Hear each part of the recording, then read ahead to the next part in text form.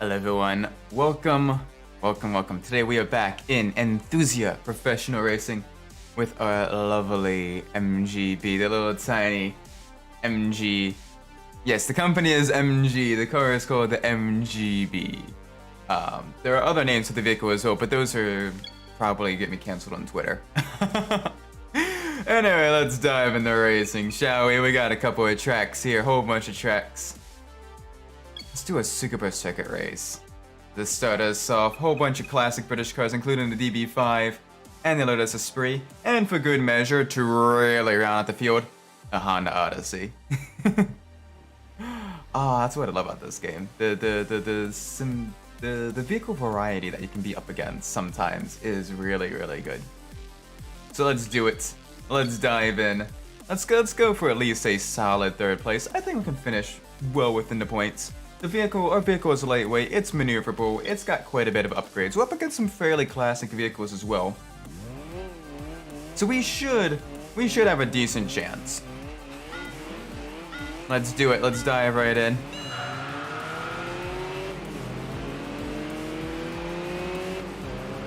Nice and easy, really good first launch. Let's make sure we don't get dive bombed on the hairpin. Brake just a little bit later than we should. Cut into the corner, there we go. Car's a little bit squirrely in corner exit, but thankfully it doesn't have too much power to break the traction to the rears. We got that Hachiroku, the Toyota 8.6 behind us. Another lightweight front engine rear wheel drive car. A little bit more power than us, about the same amount of weight. But it is a little bit of a newer vehicle, so it should have some decent amount of grip. Welcome to the stream, Kenny. Hope you're doing well today.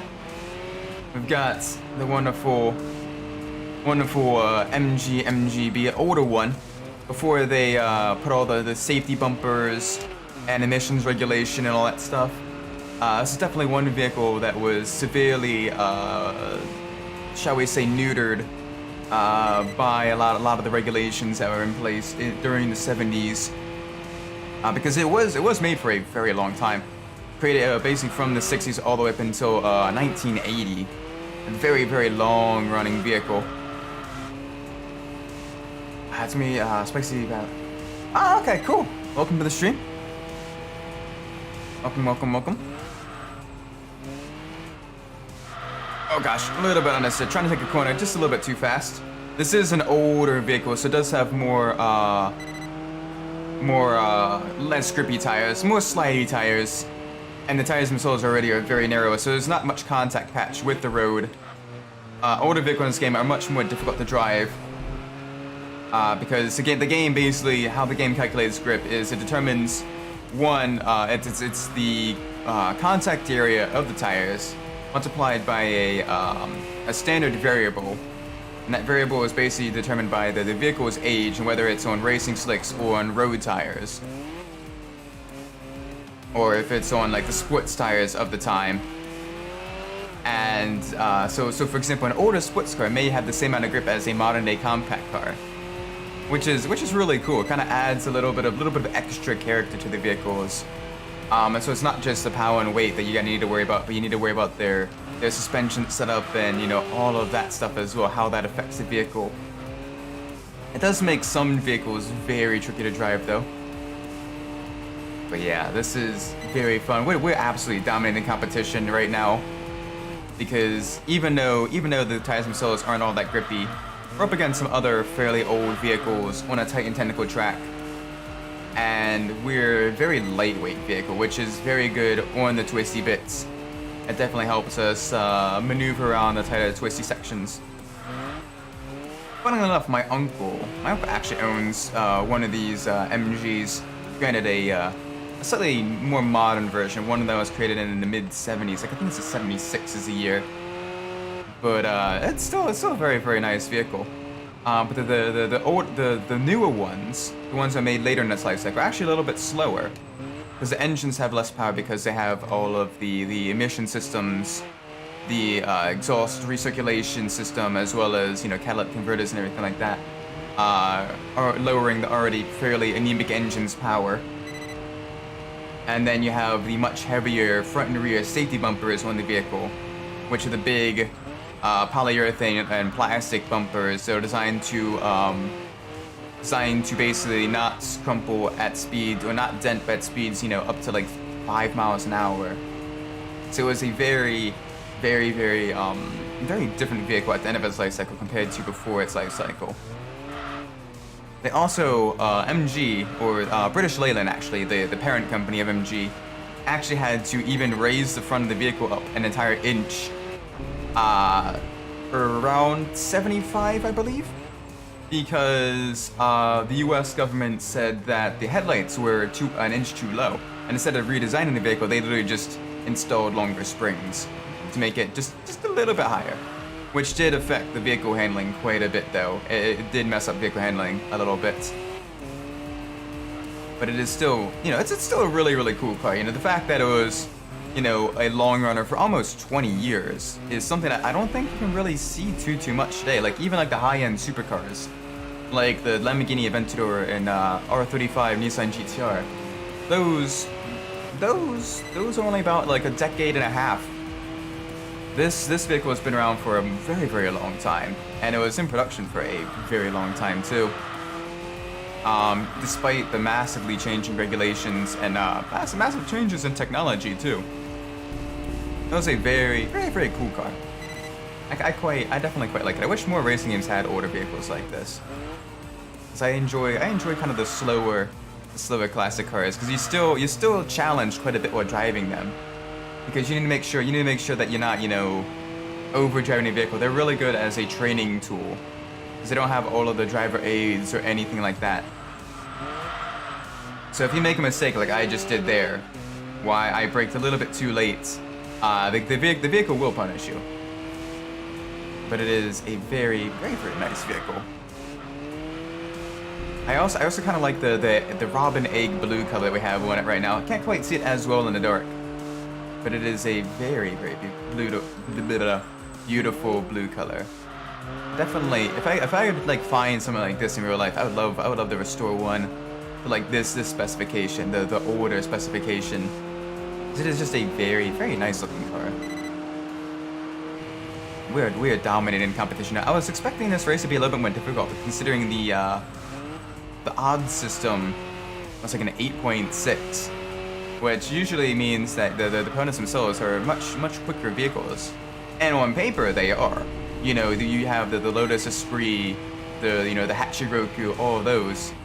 But maybe they're just not as good on this track. Maybe the lightweightness of the MG is allowing it to really kind of punch above its weight class, which is good, because we need to really rake in some of those ranking points. We also want some nice clean races too, so we can get to the next vehicle, which I believe is the TVR Tamora, which is another British roadster, much more modern British roadster, but still kind of built in the vein of the classic ones, where it's, you know, lightweight, front engine, rear wheel drive, not too much driver aids there either. Actually, I don't even think that version has airbags, but I'll have to double check. I know for the longest time, TVR vehicles did not have any safety features, with the exception of the seat belts and stuff.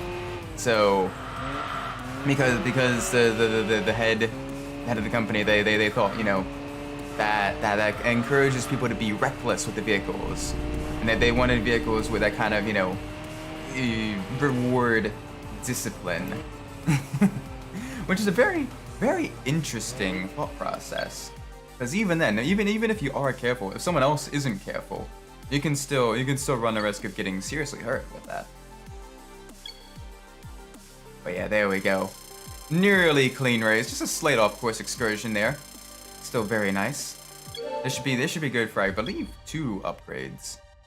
We'll have to check.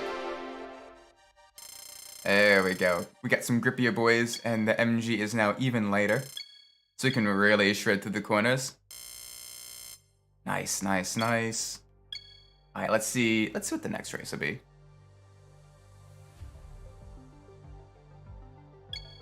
We probably have one more race before we are able to upgrade our vehicle. Since we did so well Since we did so well, I want to see, did we potentially do well in this race? What are we up against here? The Camaro, the Soar, the Evo. I'm not too sure about this one, gentlemen and ladies. Let's see what other race we have. The English sports car meeting. This is something we could potentially do. Up against the TVR Tamora, as well as the Jaguar XK 100. Very, very nice vehicles. As well as a couple of classic British cars as well. So let's do this one. The British invasion on American soil, because this track is based on a fictionalized version of San Francisco. So it is a power track because of the elevation changes. It's you get some very steep hills, some very long straights as well. So you can reach some high speeds on this track. Some heavy acceleration zones. So we just gotta make sure we are able to defend around the first couple of corners, and maybe hope for the best. Yeah, because there goes the TVR. Let's try to push the envelope a little bit around the outside. Ow. Okay, they're running just a little bit wide. They took a very strange line to that corner. They did have the inside, so it was more so our fault on that one. And we'll accept blame for avoidable contact. You can give me a 5-second or a drive-through penalty or what have you. Okay, little bit squirreling some of the bumpier parts of the track. You can see on the VGS at the center, the visual center of gravity, that on some of the sections we are losing grip on the inside rear wheels when we're getting a little bit too aggressive on the throttle. That is the nature of vehicles with solid rear axles and not a whole lot of rear grip, being pushed to their absolute limits. It is a very, very, very tricky vehicle to drive. I mean, to a point. You know, once you go over the limit, compared to other vehicles, if you go over the limit, it is not too difficult to regain control of the vehicle. But it is a very easy vehicle to, you know, push it just past the limit and, you know, go into a big slide or a tail slapper. You know, basically fishtailing down the straightaway. And you wanna make sure you avoid that. Midnight, welcome to the stream. Hope you're doing well today.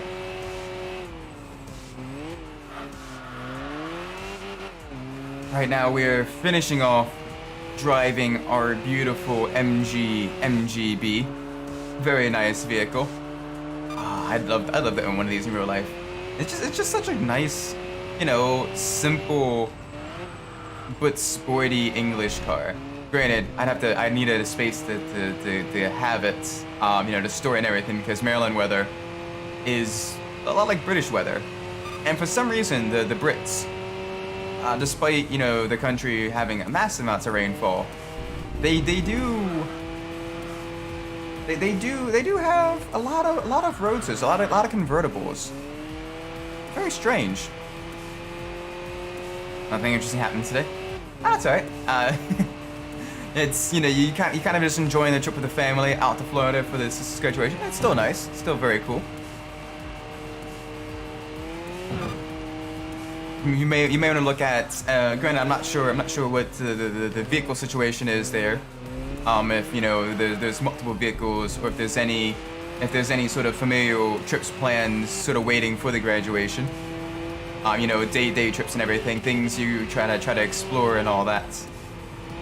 Hopefully not just cooped up in, like, you know, relative's house and that's it. Hopefully you get to kind of, you know, explore some areas. But it is, you know, it's always good to maybe kind of like look up yourself, maybe see some places you want to go to, maybe recommend it to the family, see if any of them want to do that as well. See what's around. I was like, when visiting my in-laws, my wife's grandparents, they live up in Pennsylvania, pretty close to Gettysburg. So, you know, when we were visiting them, we did kind of like a little day trip as well up to the Gettysburg, you know, historical grounds and everything like that. Kind of learn a little bit more. Because there's a really cool museum as well, kind of detailing like the different history, the Civil War history as well. And I'm a big history person, especially like technological history. So it's cool like seeing like the difference, the rifles and the muskets and everything and the cannons and the evolution of the technology during the war as well. And like how different sides like adopted the technology and how that played a part in the battles, which is really, really, really cool.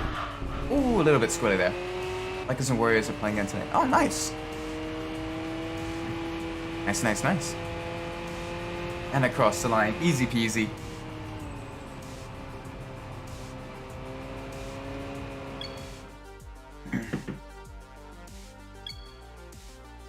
Because it was right around like the Civil War era where rifling was starting to become mainstream in the weapons.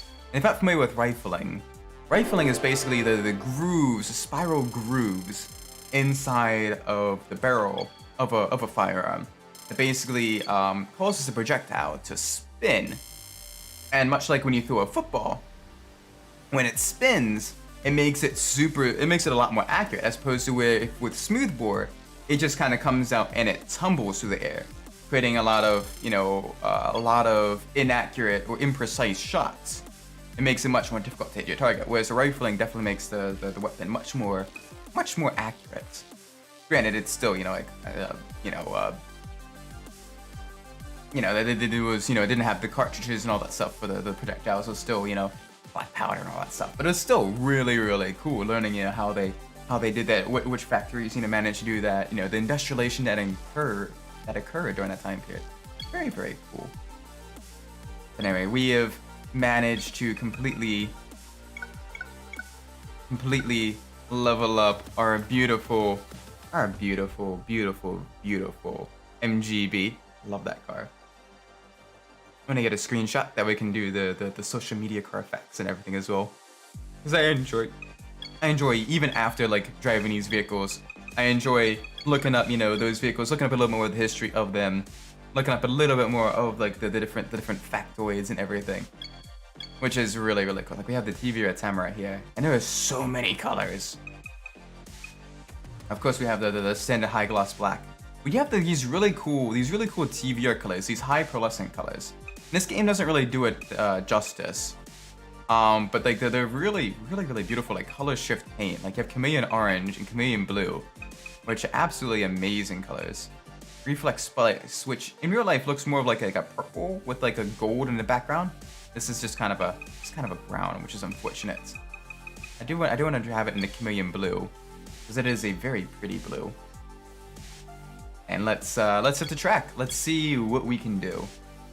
Firstly, though, we do need to adjust some things in the vehicle, because from my knowledge, the TVR, the Tamora, is a very scary vehicle to drive. It's very, very scary. So I'm gonna set it a little bit towards understeer. And I'm gonna increase the gear ratio just a little bit and dial back the limited slip. There we go. And that should make the vehicle just a little bit more stable. Just a little bit. And as you can see here, we have quite a few races, although not a whole lot where we can enter and be competitive in. Or let me rephrase that, not a whole lot we can enter and have, competition. A lot of these would be a lot easier for us. Up against things like the Impreza. That is one of the downsides of Enthusia, is there is a big gap between like the high-end like Japanese performance vehicles and the few like super high-end, like almost supercar level performance vehicles that are just really fast. It does make it a little bit challenging. Which if you get a vehicle that's kind of like in that no man's land, like the TVR, basically it means you're either up against a much slower, compared to high-end Japanese sports cars like the RX-7, like the R34 GTR, like all that stuff. Or you're up against like high-end supercars like the Bugatti EB110, the SLR McLaren, all that stuff. So it does.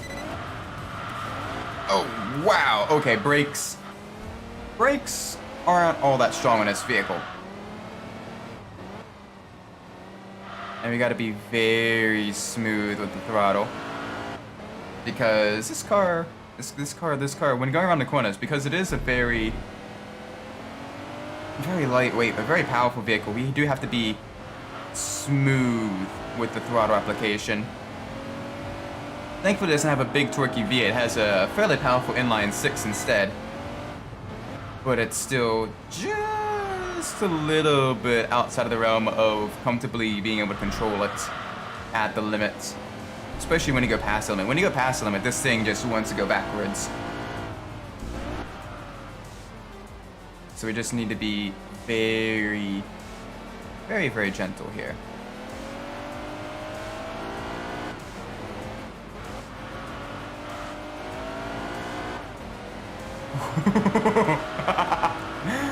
Big tail slapper going through there.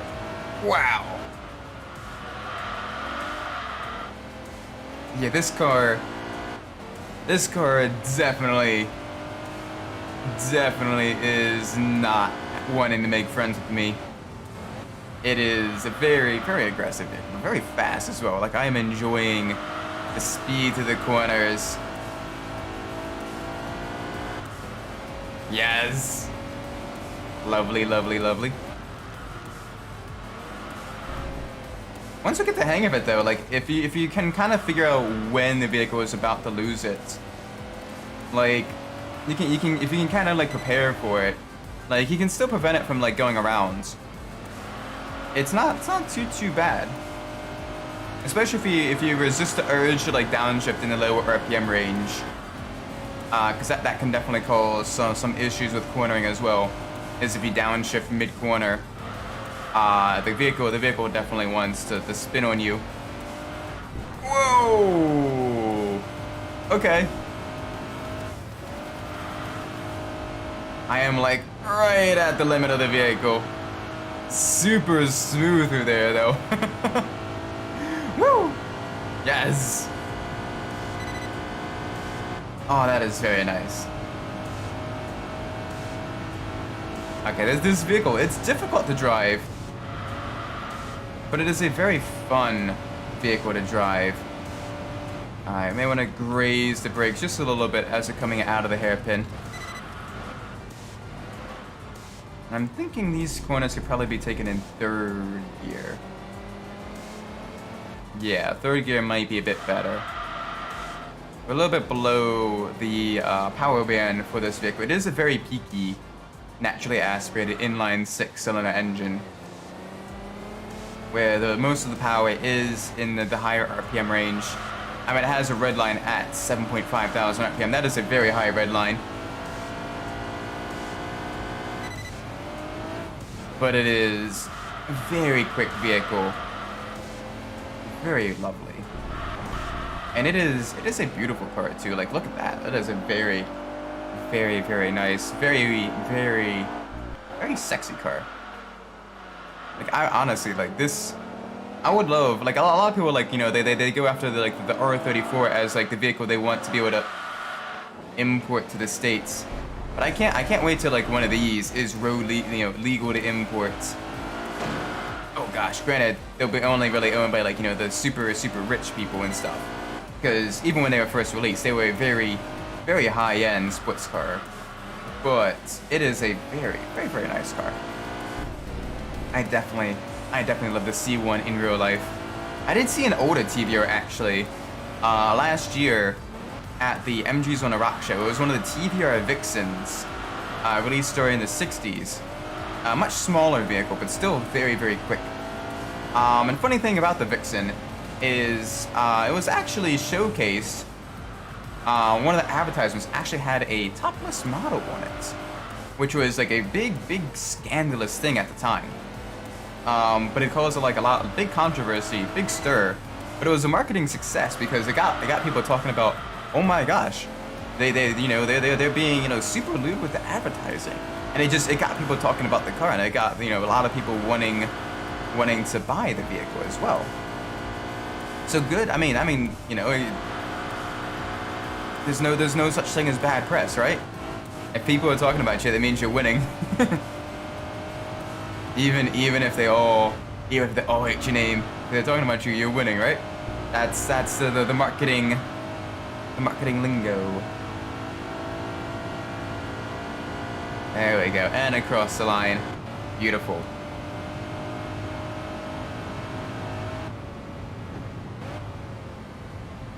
Yes. Very smooth these corners though. Like I think we got in the vehicle just behaved enough where we can really kind of bring out its full potential. Granted, this is also on a track that I'm very good at, with a lot of, you know, very flowing, very fast corners. So we'll have to see how it handles on one of the city street circuits, because that'll definitely the way we gauge how well, how poorly we've kind of set up the suspension is if it's able to handle some of the twistier, some of the more tricky street circuits. A reverse Nürburgring Enduro. Yeah, no. Nah. Oh, all right. So it says the NSX is actually going to be faster than us, which is interesting. So let's see. Well, we're gonna have to see if that is true. Because the NSX is a very quick car, especially the Type R version of the NSX, because that one has, you know, the air conditioning, a lot of creature comforts removed. Not a whole lot of power added, but it does have a lot of creature comforts removed to make the vehicle even more, you know, track focused, to add the R to the name. But it's probably the R that is the closest to its standard counterparts. Not to say that the standard counterpart is slower, or the R version is slow, but like they didn't really add a whole lot more power. They didn't really do a whole lot with the engine. But it is still a very rapid vehicle. It was mostly weight reduction and some revisions to the suspension and the interior. With the bright red Recaro bucket seats. Oh boy, easy through here. Come on, we're on home turf. Wow. Big tank slapper. Okay, this car does not like bumps. Yeah, this car does not like bumps or elevation changes. So we gotta watch ourselves through here, because this track is a very bumpy track, as you'll see in just a second or two, because there's a big hill, a little bit on the brakes to kind of prevent the vehicle from going airborne, because you can't slow a vehicle down in the air unless you have air brakes, which some vehicles do. For example, the SLR McLaren, the rear spoiler does become 90-degree perpendicular to the trunk of the vehicle under heavy braking to act as an air brake, and also kind of plant the rear just a little bit more into the ground to prevent the rears from locking up too much. Because as you brake, the weight of the vehicle, it does shift forward. That's how you can see the little yellow dots on the VGS, the visual center of gravity. You can see under heavy braking, that dot is like all the way up at the front of the vehicles. And it is, you know, it's moving around quite a bit. Ooh, saved it. Nice. Ow. That was very rude. That was impolite. Oh gosh. Car mega understeer there on the bump. The weight shifted all the way to the rear, and I just did not have any weight on the front to turn it in through that corner. And if I let off the throttle with the vehicle that unstable, the vehicle probably would have spun. There we go. Nice and easy, very smooth through here. We've got this.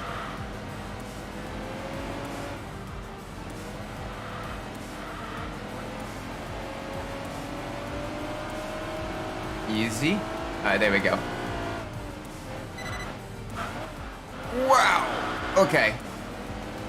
We nearly ended up backwards here. I am like fighting tooth and nail to keep this car pointed the right direction and in front of the NSX. It's a tough battle, actually. A lot of little tiny adjustments left and right just to keep the vehicle stable. Ow. the taps on the wall probably aren't helping either. Ooh, okay. Big oomph. Gotta be careful through there.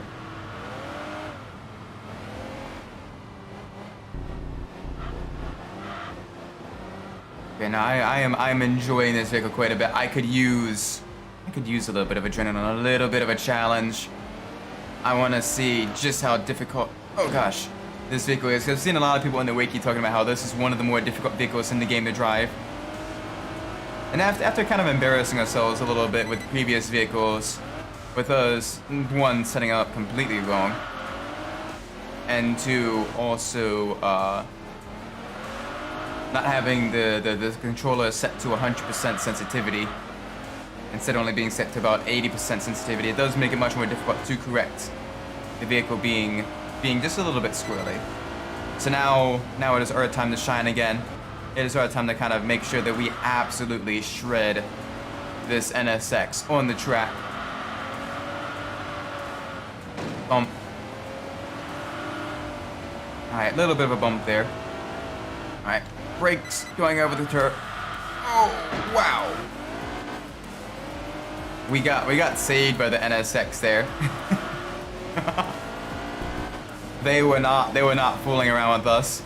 They were like, I want to be in the lead. I'm tired of watching this guy sideways through every corner. So let's focus on getting back in front of the NSX.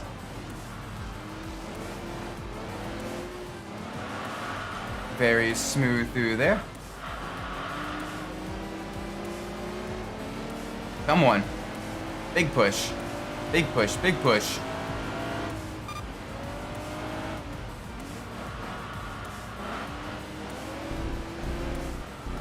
Slight off-course excursion here, that's fine.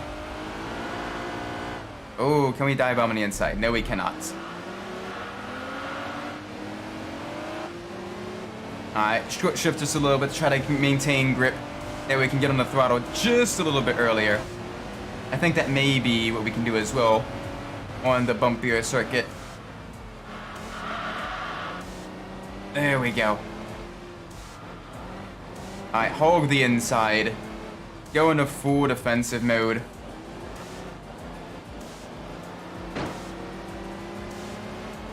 Hi there.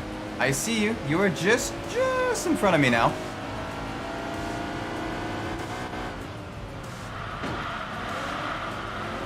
Yeah, we are definitely battling for position. Every single corner, it's a different leader. Oh, this is fun though. I'm enjoying these battles. Alright, carry some speed through the S's. There we go. Much better. Ow. Okay, that was close. We almost locked it up going into the tight archway section, where the track really narrows.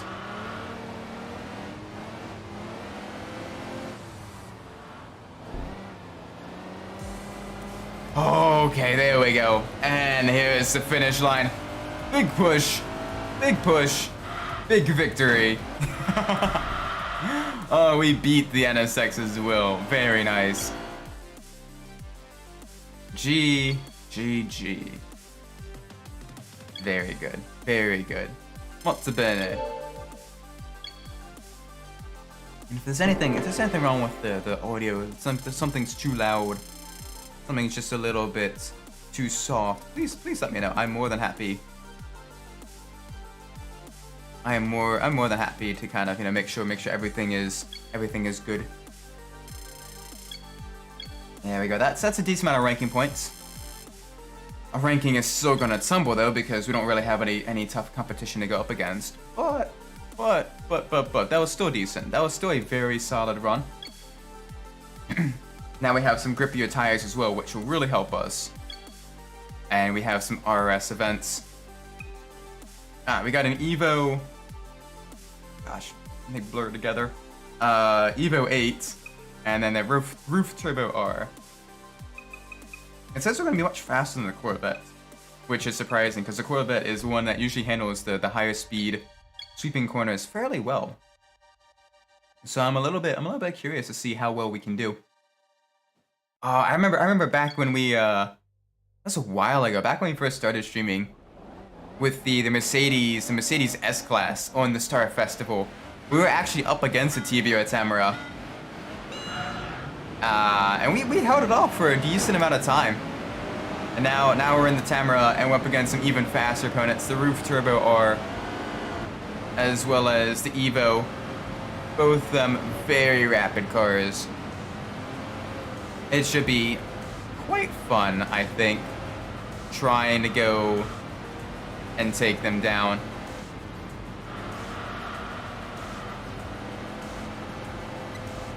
Alright, easy through the turn. Gotta be very gentle with the throttle application.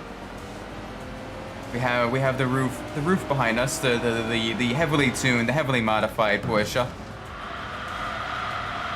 Thank you, EA licensing exclusivity deals for basically making it so that Porsche can't really appear on too many other games, because that allowed a lot of children in the aughts and the 90s, most of the aughts and anything else, to be exposed to that wonderful Porsche tuning company.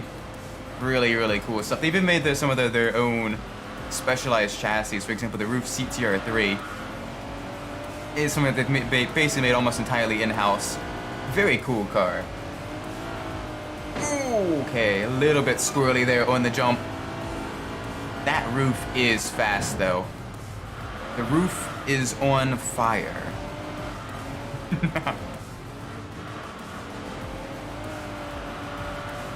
Come on, big push.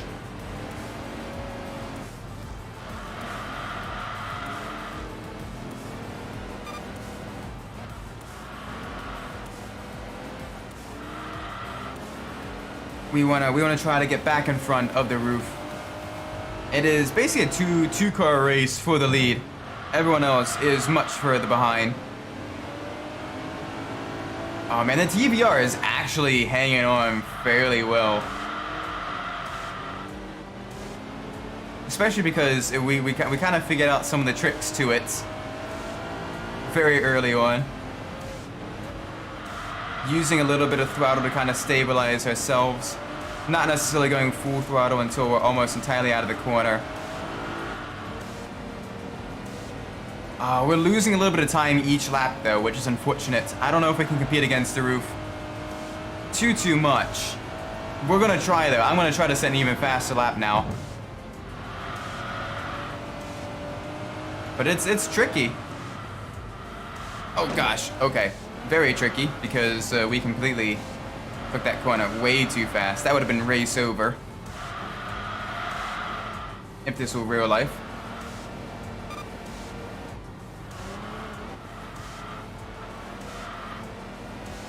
And we are pushing as hard as we can too. Like I am like dancing, tiptoeing, teetering on the edge of the limit for this car. Come on. Like you can see as well, because you can see the tires, which direction I'm turning on the VGS. And I'm going like, you know, full heavy counter steer through a lot of these corners. This car is very slippery. It's like an eel. If any of you have eaten eel, eel's actually really good to eat. Like when I first tried it, like I was very suspect about it, but like it's really good. It's delicious. I know it's probably not for everyone, but highly recommend you at least give it a try, especially if you can do like the Japanese style like unagi eel with like the teriyaki sauce. Very good, very good. Or if you can get like a unagi roll at like a sushi shop, those are good. Those are very good. I gotta watch yourselves over the jump. Woo! Very sideways to the corner.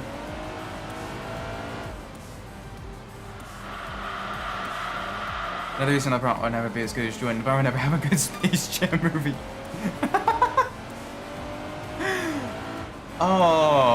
Oh man, I love the original. I haven't seen the new Space Jam. I've heard it's pretty dreadful.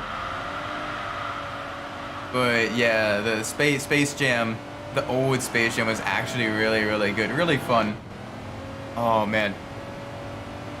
And it's like open up like a wave of nostalgia as well, because it was just the wackiest, the craziest, just stuff that was happening. But like during the 90s and 2000s, like Looney Tunes had like a lot of like big name stars, either cameo or like guest star in a lot of their movies. For example, the Looney Tunes Back in Action, it had Jeff Gordon in it as a cameo. Yosemite Sam actually steals his stock car, which is hilarious. But it's really cool kind of seeing like the different like racing drivers, or like, you know, your favorite athletes, what have you, make the appearances just randomly. Like I kind of miss that in like the older movies. Just the kind of silly jokes and stuff like that. For example, there's this one movie, I think it's called like Basketball, where the kids and the babysitter are like trying to get back home quick enough,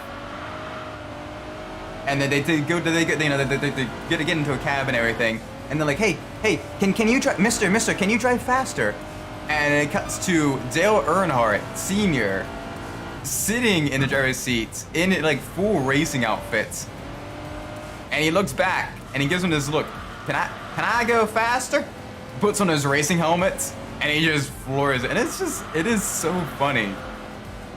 Like it's one of those like if you know jokes, but it's also just, you know, very just the fact that, you know, a multi-time, you know, cup champion is just driving a taxi. Spends his free time driving a taxi is hilarious. But it's funny. I don't know. I enjoy that if it's done well. If it's done well, like the celebrity cameos and stuff like that can be like, you know, very funny, or very you know, enjoyable moments. SpongeBob was Nick highlights that. And again, okay, wow. Yeah, I caught a decent amount of the movie last night. Last night? Yeah, last night I think. Or was it 2 nights ago? My time is completely like messed up. The days are kind of like blurring together a little bit, so I apologize in advance. But yeah, no, it's been. Yeah, no, it's not very. The newest stuff as well. Uh-oh. Wild in a good way or wild in a bad way? So I've heard some people like the new SpongeBob is very hit or miss compared to like the old, like the first like 4 or 5 seasons. It kind of jumped the shark just a little bit. I know right around when I kind of stopped watching in like middle school. Wild in a way. Oh. Just completely off the rails, jumping the shark type of stuff. Yeah, I think the thing that kind of got me to stop watching like the SpongeBob TV show was the episode where SpongeBob gets a splinter like stuck in his thumb, and like the overlay on some gross out humor. I'm not the biggest fan of like most humor, even like crude humor, I can enjoy, but like the gross out humor, I'm like, oh gosh, no, I don't like that. But yeah, no, it was. Oh, that episode. Yes, that episode. That episode is. Oh, it's weird. It's become like a core memory for me, like of just how much like I don't like gross out humor. Like, especially when it does like all like the super close-ups and stuff. And you're like, oh no, please, I don't want that. Oh man. But yeah, no, that episode is not the biggest fan. Or the one in one of the new episodes, Patrick acts like a dog. I mean, to be fair, they had one where like SpongeBob, Patrick, and like everyone turned into snails. So I mean, you know, it's not too outside the realm of possibility. But yeah, no, that's very very strange. They turn into snow. They turned himself into a dog. Funniest shit I've ever seen.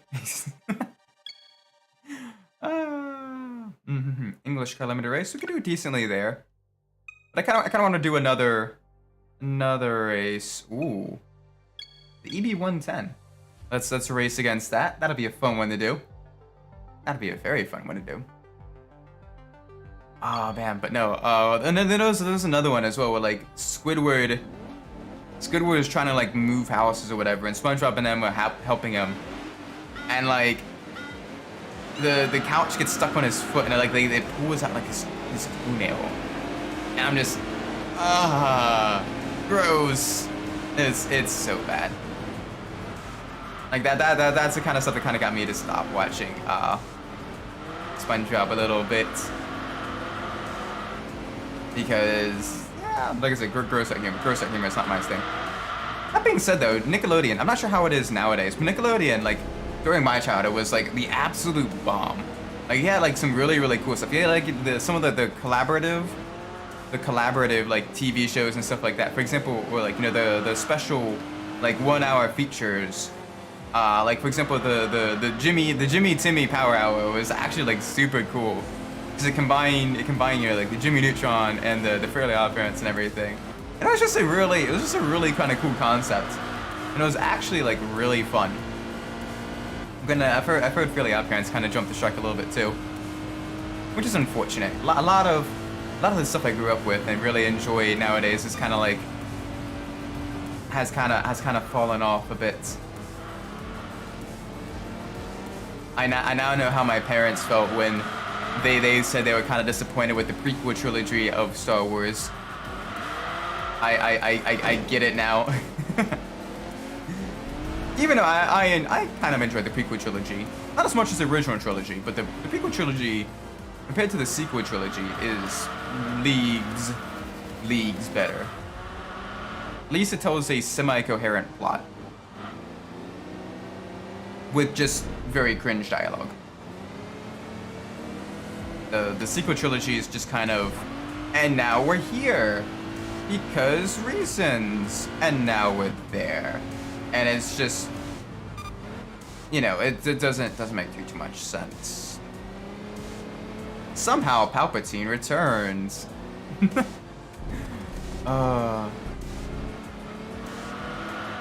No offense if you like them. You are more than welcome to like the sequels and everything. I'm not one of those you're a horrible person for liking this type of people, but it's not necessarily for me.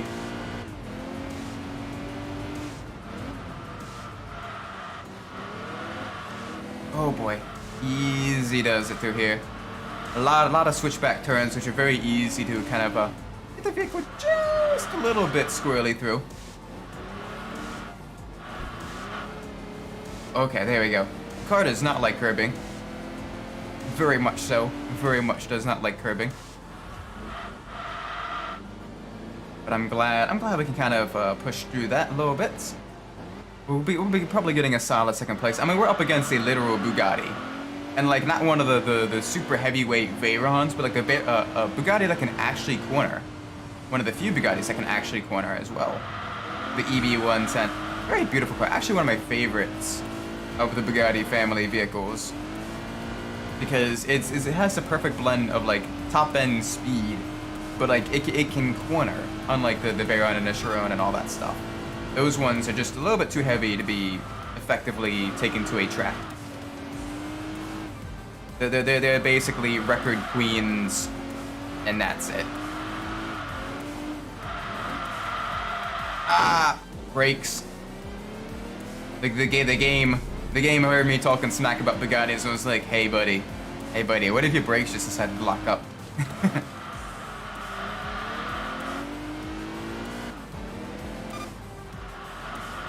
This track is actually very nice.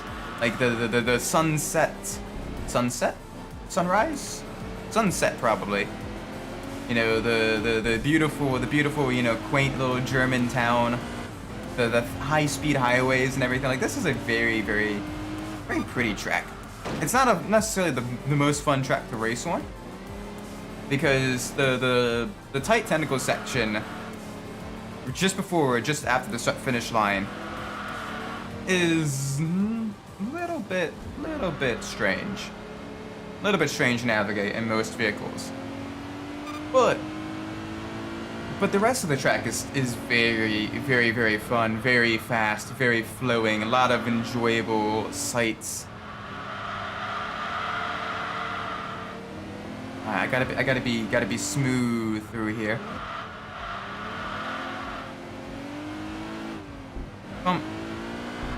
Oh boy, easy does it.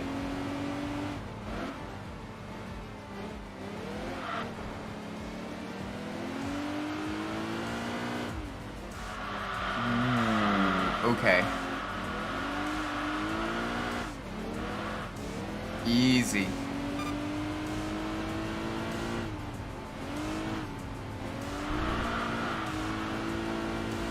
Okay, this is nice. This is very fun to drive. I'm enjoying the challenge from driving this vehicle as well. Like, it's very difficult to drive fast. But when you can drive it fast, like, it's a very rewarding experience to be right on the limits. Just to continue kind of pushing it right up against, like, it has a very high limit actually. But once you go past that limit, it decides enough is enough. I am going to murder you and your firstborn child. This is a much more difficult vehicle to drive than the MG, but still a beautiful British roadster. Come on, big push. Let's keep going. Big push. Oh, we have a very solid second place. First is kind of long gone. Second is, third is way behind us as well. So we're kind of stuck in second place, which is fine. Can't win them all, especially against so much faster competition. But it's still a very fun drive. I enjoy racing some of these vehicles. You don't really see TVR cars in a lot of modern day race games, especially because TVR is, well, long gone, long defunct.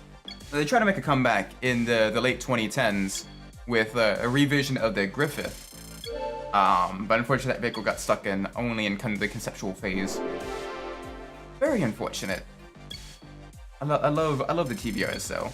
I first heard about them in like the Gran Turismo games, but it is very fun driving. I enjoy them quite a bit. Can I drink of water real quick? Nice. Alright, let's see what we have here. The Arc of Triumph Anniversary. Oh gosh, this course. Route de la Seine. Up against a Roof RGT. As well as an Evo 6. RX-7, that should be easy to beat. CL55, easy to beat. Golf 482. The Golf might actually be fairly quick around the tighter, twistier city streets of Paris. Oui, baguette. Shout out to my boy Aki. Akito. This car is a very fun experience. I wonder how it handles the death loop. Because that loop, the big circle that we're gonna come across, it is very much a if your vehicle doesn't have like perfect handling and massive amounts of downforce, you will pay, because it is understeer central, and if you try to readjust it, the car will slide a lot as you go over, and it begins to snap oversteer right as you go into the downhill section. Wow, like that. So we have to be very gentle. The car as well. There's curbs and walls everywhere. So it is very easy to get yourself tangled up in a collision. And with the very tight, very technical nature of this, you have to almost baby this vehicle around most of the lap. I'm hoping we can at least finish a solid 3rd place. Right now, it looks like we might not even finish in the points. Ooh. Jeez. Okay, that section. That corner complex right there. That's a tricky section. That is a very, very tricky section. All right, come on, let's push. Let's try to use our power. Get back in front of some of these people. Because right now, we are behind even the RX-7. And I was expecting that to be a little bit easier to beat. But right now, this is very, very, very tricky. Very, very misbehaving. I mean, to be fair, it is a British car on French roads. I mean, that's like water and gasoline. They just do not mix.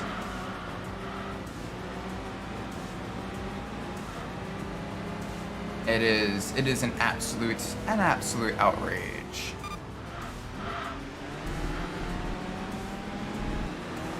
Yeah, the car itself does not like the rougher terrain here. It doesn't like all the bumps on the city streets. And you can kind of feel like when you hit a bump, the vehicle would just try to snap. Especially if you hit one of the larger dips going under the bridge. That is where it does not want to be nice to you. The car very much wants to get out from underneath you and go sideways. Because you're coming right out of a turn. And you're going into another turn here. And you basically have to completely get off the throttle. And just be ready to counter steer whatever way, the opposite direction of whatever the way the car turns around. Come on. Do not do that again. Talking to both myself and the car. We lost a lot of time coming out of that corner. And the other downside is the straightaway is pretty much the only spot we can really effectively pass. Unless an opponent makes a horrific mistake. So you really need to, like, you know, get a good run out of that corner, the tight hairpin.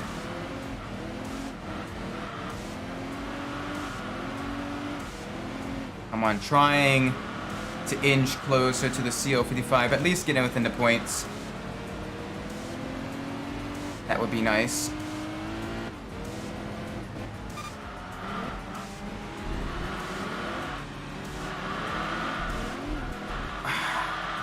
Okay, yeah, nope. This car, not a good experience. Sorry about that. Granted, I'm also a terrible driver on the Route de la Seine, so it was a match made in hell. Oh well. We live, we learn, we live again, hopefully. Alright, let's see what else we have. For one make race. So nothing but TVR Tamoras on a mountain. This should be an interesting one. Will we be able to defeat some of the other TVRs around this tricky technical circuit? It is a lot flatter than Route de la Seine, and the hills and bumps and everything are much smoother. So we should be able to do this. Get some very beautiful British roadsters on a very twisty but very pretty Japanese circuit.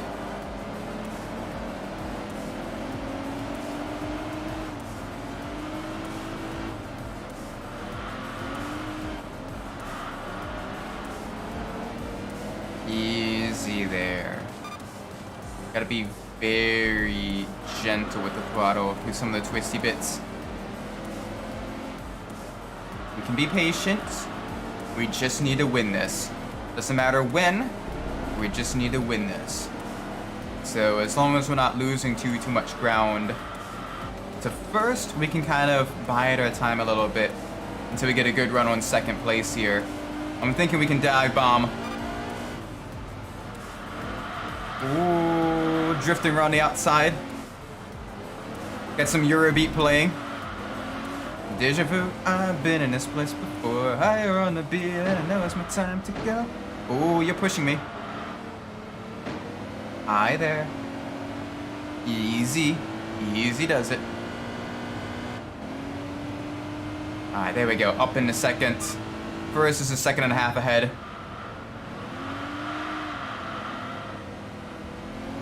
Nice and smooth this.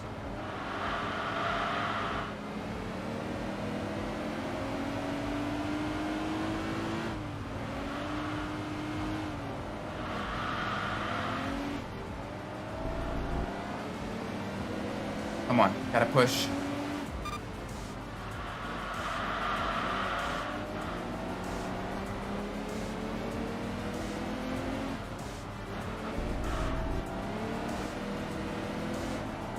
Big push, big push.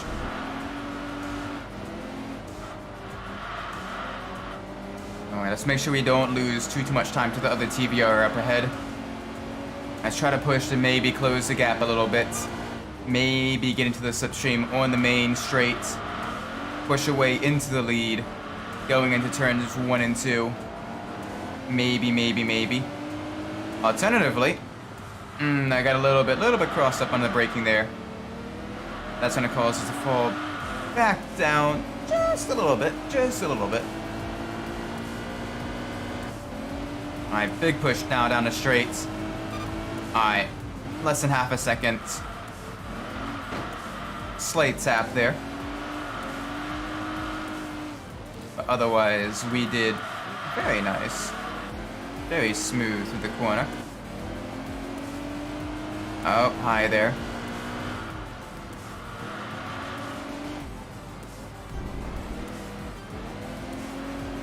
Oof, okay. Come on, nice and easy. Go on the defensive line. Okay, good. We have a decent lead now. Let's work on extending the gap. Let's be the fastest TVR on track. Oh man, this is gonna be really nice though. Very fun.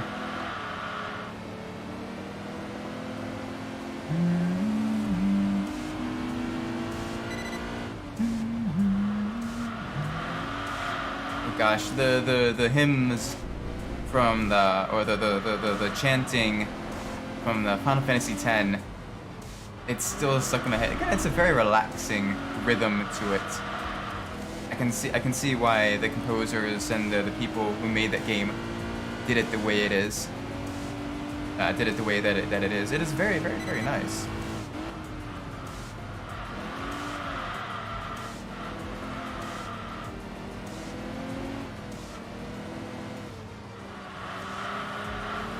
Easy there.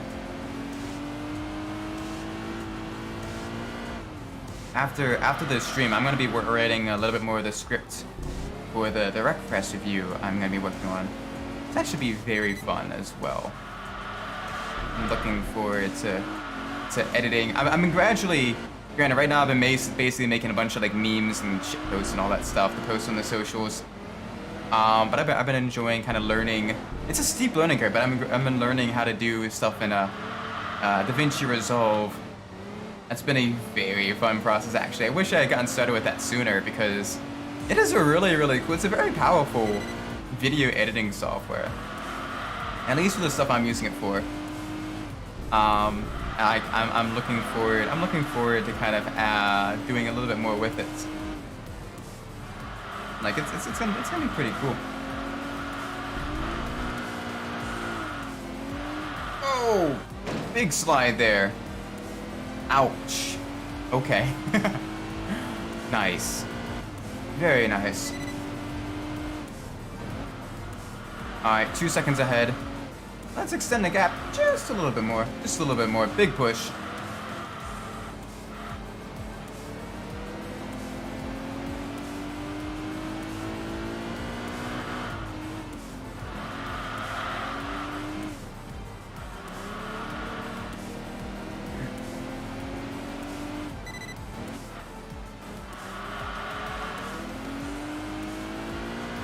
Alright.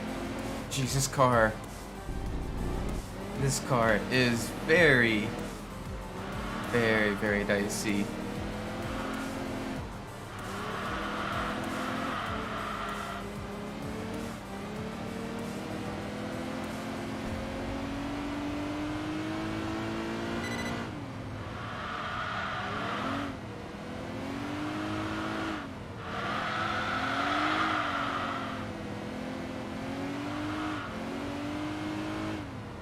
All right, come on. Big push now. Got one final corner. Let's make it across the line. Big finish. Let's see if we extended the gap a little bit further. Maybe it's in a 3-second range. One can hope. Maybe. Boom. Yes. Let's see. 3.6 seconds. That is exactly what we wanted to do there. Ah, nice. Probably not enough for an upgrade there. Maybe, maybe not. Oh, okay. We did get an upgrade. Very good. Oop. A driver level also increased to level 89. We're getting close to the max driver level as well. I think the driver level only goes up to level 99. But I've never actually done this much Enthusia, like go this far in career mode and everything. Most of the time I just kind of speedrun my way towards just getting all of the RS events won. But I'm actually enjoying kind of taking it a little bit slower with this, and just kind of, you know, enjoying the ride, kind of seeing all the different vehicles and everything. What is our... Are we going in... Okay, we don't have an empty week this week, but next week is an empty week. Let's do it. The Patrick spinoff. There's a Patrick spinoff? Whoa, whoa, whoa. There's a Patrick spinoff. He finds a living vegetable and his family hampers it, so one of them can get a whip.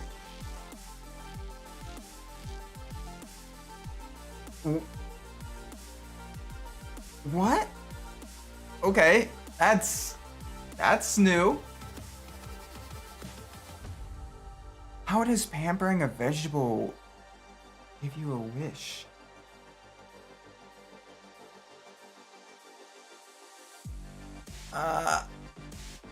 Okay. SpongeBob Spoonbeb is weird. Spoonbeb is weird. Finds a living vegetable. I mean, most vegetables are living, like sentient vegetable, I imagine. It's found like campuses. So the Patrick spinoff, is that like, is it Planet Sheen levels of bad?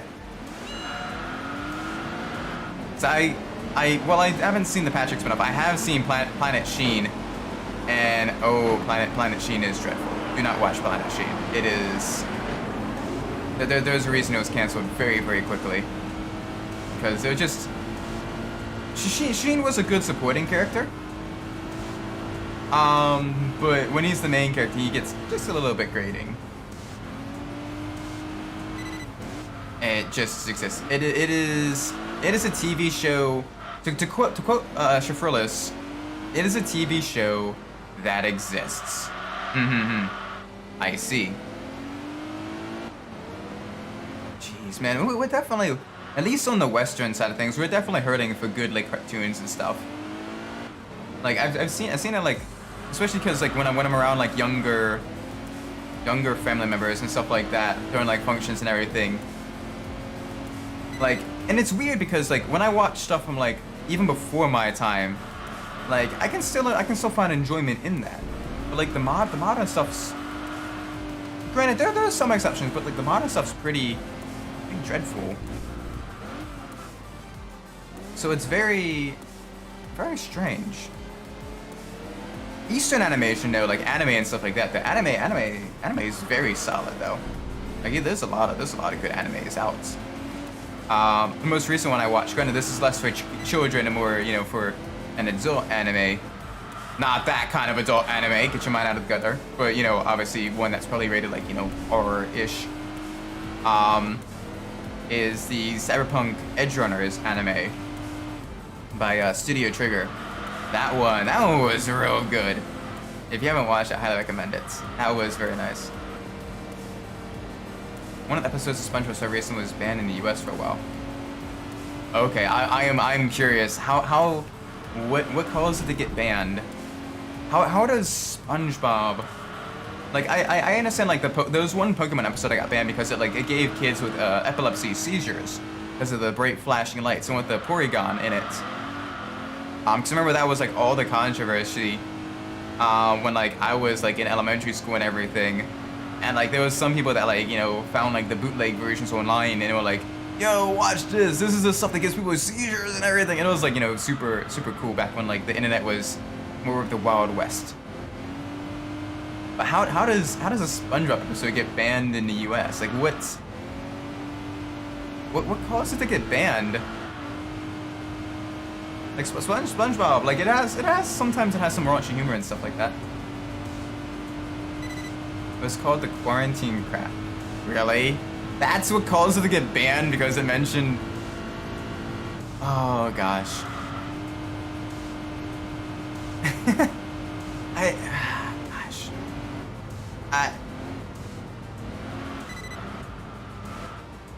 Granted, I can't be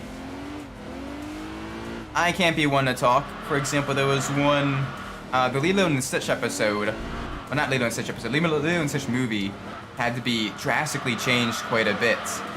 Because originally it was, instead of a spaceship battle, the big alien kind of like hijacked an airplane. And like there was like, basically they were fighting inside the airplane, it was like crashing over like Honolulu. And it was like right after, you know, the September 11th attacks. So they had to change it instead. So it was a spaceship. It was a spaceship, you know, in space, so like flying really close to the island as well, like the volcano, to kind of distance itself. They even had to change the editing for Lord of the Rings, the Two Towers. They had to change that a little bit. In order to in order to kind of appease sensibilities post 9/11. It seems about quarantine the people in the custody. Oh gosh. I mean, here's the thing though. You can have topical stuff like in your arts or your cartoons and everything, but it's very. It's kind of silly. Like tragedy or comedy is tragedy plus absurdity plus honesty. When you look at things through like an absurdist lens and you boil things down to like the core components, you can make anything. You can make most things kind of funny. Spider-Man also got changed. Yeah, exactly. Like they had to like change a lot of the backdrops and everything for the Raimi trilogy Spider-Man, especially the first one. Very quickly because that was during production during that time period as well. And it's very strange because it's weird the media that takes place before and after that time period as well. Like that's why also they had to remove like actual like mostly flying planes, like actual functional flying planes in the GTA 3 as well, because they didn't want anyone, you know, being that was apparently a bridge too far for Rockstar, is removing planes in GTA 3, so that people wouldn't try to crash them into buildings and stuff. All the other raunchy humor and everything is perfectly fine, but I guess joking about a tragedy is a little bit too much. Well. Hey, we finally won the SLR though. Beautiful car. Very nice. Although you get the Mission 34 flashbacks from Gran Turismo 4. Oh man, if I ever live stream that game, I am not looking forward to doing that one. That one is going to be a very difficult, very tricky playthrough. Because one, it has multiple 24-hour races, and two, getting gold and all the license tests. I've done it once, and it's very tricky. Shame the SLR isn't in many racing games now. Yeah, that's because it's very expensive to license, because you have to license it from both Mercedes and McLaren at the same time. So basically, you're almost like paying a double fee for a single vehicle. So that makes it very, very, very difficult, very expensive to get. That's why even in the remaster or the remake of Need for Speed Hot Pursuit 2010, all the SLR McLarens are, well, they're gone completely. The other vehicle that was removed was the that one cop car, the what was it called?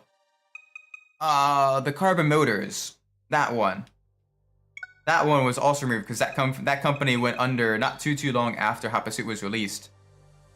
It's a shame because it was a really cool looking cop car that I enjoyed driving a lot. Just because it was unique only to the cop career.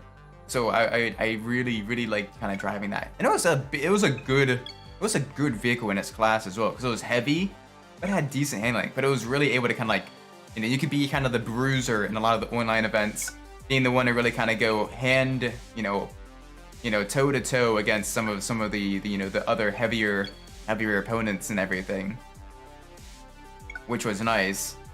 So oftentimes, I would use that one a lot in the cop modes for online races if it was the correct vehicle class.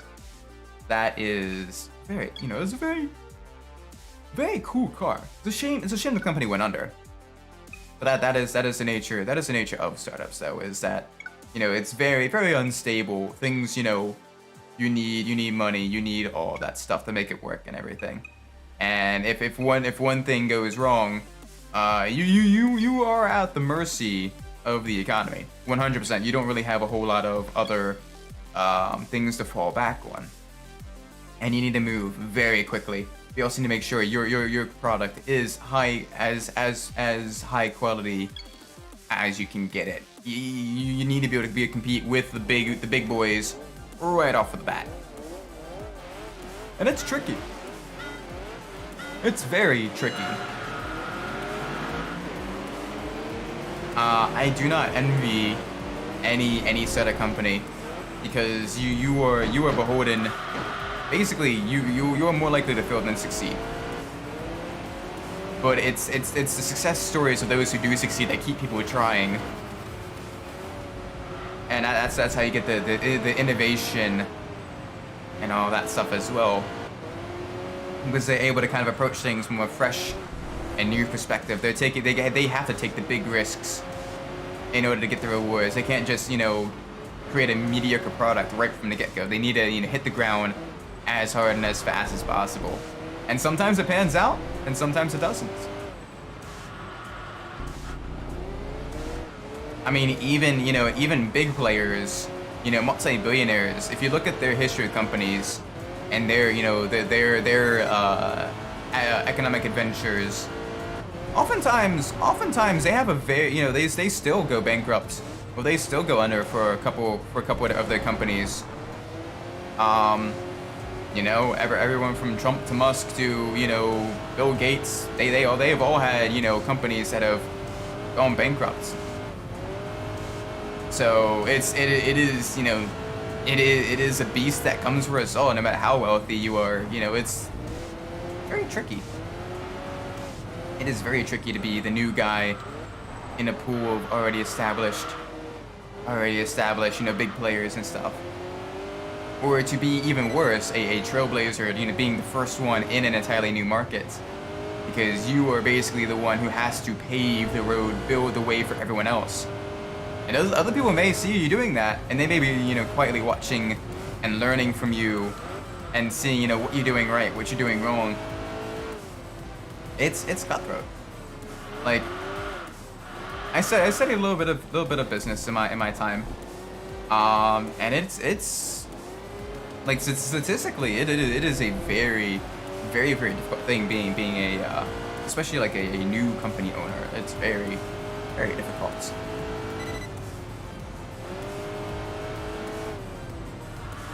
But I do wish them all the best, because sometimes that's how you get the cool innovations, the cool, you know, you get the kick that the industry needs to get them to kind of begin innovating as well, because they have the new kid on the block that may be, you know, doing better than them. which is really cool. So it's a big Hero Zero move.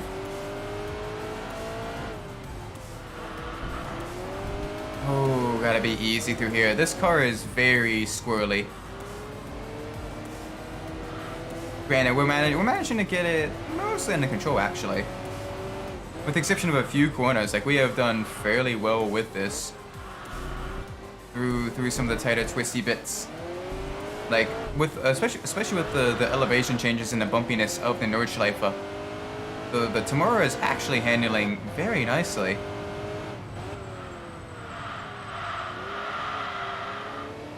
A little bit wide there, though. Gotta watch ourselves.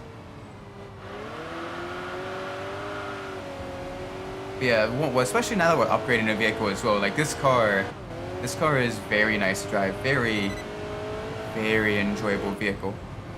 A little bit of crest, a little bit of curbing. You know, I need to make sure like I 100% memorize the Nordschleife before we do any Gran Turismo 4 type of playthroughs. Because if we do a Gran Turismo 4 playthrough, I'm going to be trying to play through that to 100%. And that is going to be a very, very challenging thing.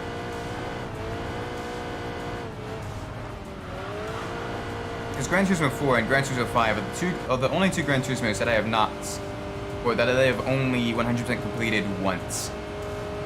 And even then, GT5, there were some things I was not able to gold. For example, the Sebastian Vettel challenges with the Red Bull X 2010. Those I am still sitting at silver at. Monza I got within a tenth of a second of gold. But that is just way too tricky for me. It is a very challenging experience. Oh gosh, car got way out of sorts there. Majorly out of sorts. Okay, come on. We definitely did not take that the high banked carousel right. That was a major mistake there. little bit too squirrely.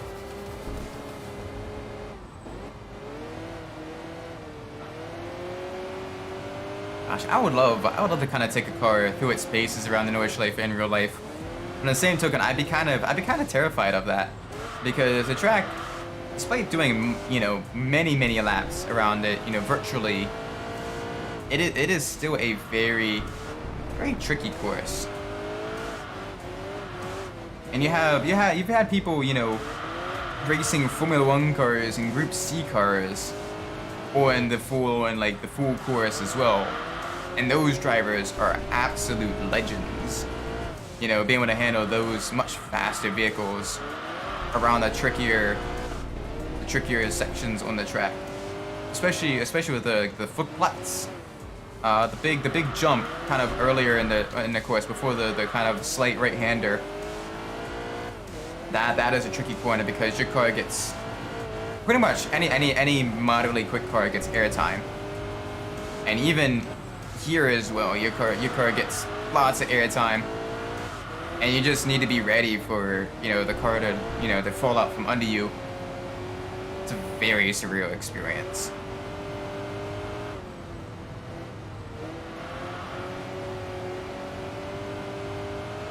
All right, there we go. All right, raise on the brakes. Okay, or not. That was unfortunate. Try to show brake just a little bit too much. Rear's got just a little bit too light. Should probably do a little bit more of my braking in a straight line before we go into the turn. And use a little bit of the throttle to kind of keep the car stable. It's a balancing act between the throttle and the brakes for this. Oh gosh, driving, I just realized that the Yellowbird is in this game as well. The Yellowbird is going to be not the Yellowbird, the BTR. BTR? I don't know, one of the rear engine roofs is in this game. And that one is going to be an absolute terror to drive. That'll be fun. I mean, we've already mostly tamed the Tamora. Mostly. I love the fact you can hear the wind rushing by as well. Oh, okay, only 5 speed. Only a 5-speed transmission. Granted, a very fast 5-speed vehicle. 185, very quick. Hey, speaking of Looney Tunes, back when we were talking about that, and TVRs, the vehicle, the quote-unquote spy vehicle, that was in that is actually a TVR as well. It's the TVR Tuscan Speed 6, which wasn't available in the States, at least not to my knowledge. But it is a very, very, very cool car as well. You do have the very high-powered, straight 6 engine in it. Very, very, very cool car. TVR cars in general, though, I quite like. I wish they were in more racing games. And we got 420 points. Very nice. Oh, the vehicle. We have 2 more levels to go with the TVR Tamora. So let's see what we can do with this. Let's see. Ooh, real sports car match. Against the roof turbo. No, thank you. Oh my word. That car is going to murder us because it's got massive amounts of power, and if memory serves me correctly, that one is the 4-wheel drive version, which means it can accelerate out of the tight technical corners, whereas we'll be spinning our wheels. So let's do this race at Pacific Gateway instead. Go on the outside. Go on the outside of the Yaris, the Vitz. It's not pink. Boom. Okay. Easy there. Yeah, this car, you got to be very careful because it does not like a major rapid elevation change. The TVR Tamora is a very, very tricky car to drive, even when it is fully upgraded. Actually, even more so when it is fully upgraded, because it makes a lot more power compared to its grip, compared to when it's stock.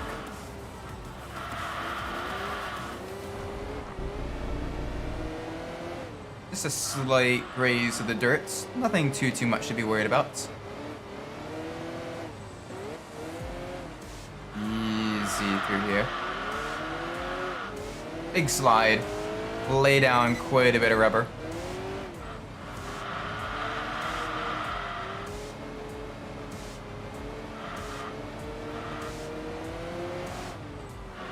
Easy. Smooth. Okay. Now we're going to a higher speed section. This we can actually really kind of push the vehicle just a little bit. Gotta watch the jump, keep the car entirely straight. There we go. Alright, brake before the jump. Try to keep the car from catching air. Close enough. Close enough. There we go, now the downhill section. Big push. Oh gosh. Alright, heavy brakes. There we go. Beautiful. Okay, let's do a clean lap now. Clean, very fast lap. Let's focus on that. Already got just a little bit squirrely. Clean lap, he says. Fast lap. Immediately hits the outside wall. Okay, yeah. Definitely want to stay off the curbs. This car is not something you want to take around on the curbs. A heavier vehicle or a 4-wheel drive vehicle would probably be able to do much better on the curbing. But this car here, this car is not a fan of the curbs. Not one bit.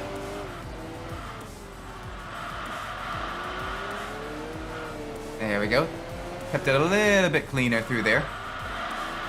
Still sideways in most of these corners, though. Oh gosh, the TVR is a very, very tricky car. Very fun car though. I'm enjoying driving this quite a bit. I love my cars like I love my women. Ready to murder me on a second's notice.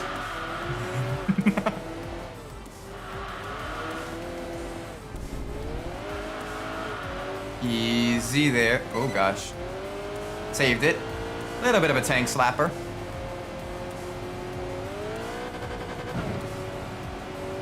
Alright, brake before the jump. Otherwise, you would literally jump into the barriers at the speed that this car can go. Bump. Alright, nice and easy. Keep the car as straight as you can. Down the hill now. Alright, one more jump. And then we're gonna get ready to brake right around here.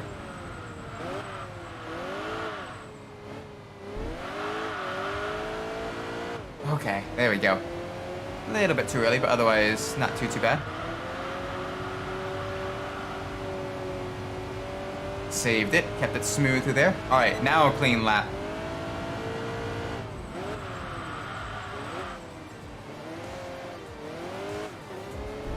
Got a short shift there to keep the power under control.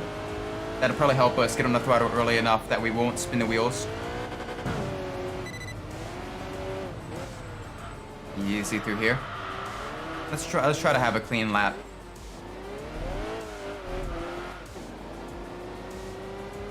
It's like the one license test in Gran Turismo 3 on Special Stage Route 11. You have to really short shift with the car quite a bit to get it around the turns without it spinning. That's why if you try to do automatic gearing for some of the S license tests, especially in the tighter city street circuits, you are a dead man. You definitely got to use manual gearing in order to get the gold on those tests. And even then, some of them, like the Viper test, were very, very tricky, very challenging. The Viper test at Laguna Seca. As much as I love Laguna Seca, that track, whenever it's in a Gran Turismo game for like a license test, has always been like the bane of my existence. Very tricky course. Very fun course though. Like I love the history behind Laguna Seca as well. And I mean, it has some of the coolest and most unique corners as well. Like the corkscrew. The corkscrew is such a cool corner. Because you basically need to know exactly where you need to be at the exact right time, or you would just mess it up.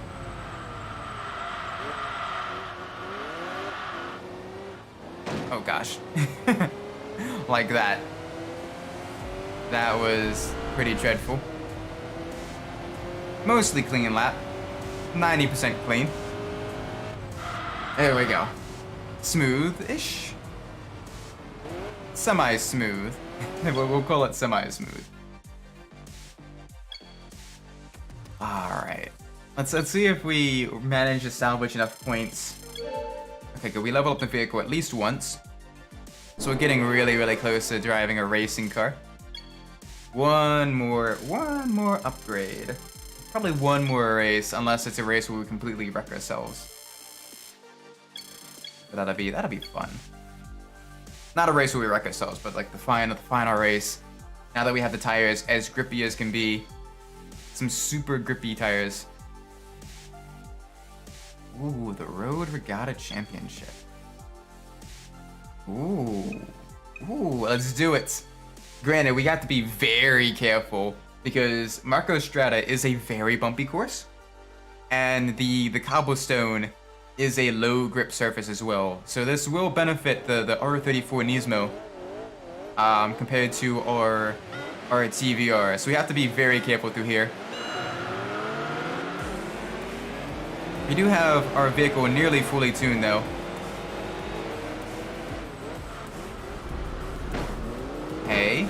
Hey, be gentle with me. Be gentle with me.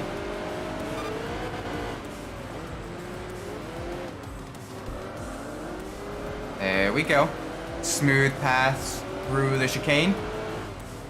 Going to the inside on the boardwalk section. Like I said, it's just a cool track as well. even though the track itself is very short, it has a lot of personality.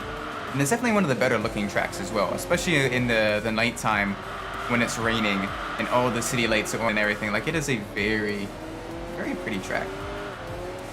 Oh gosh, easy through there.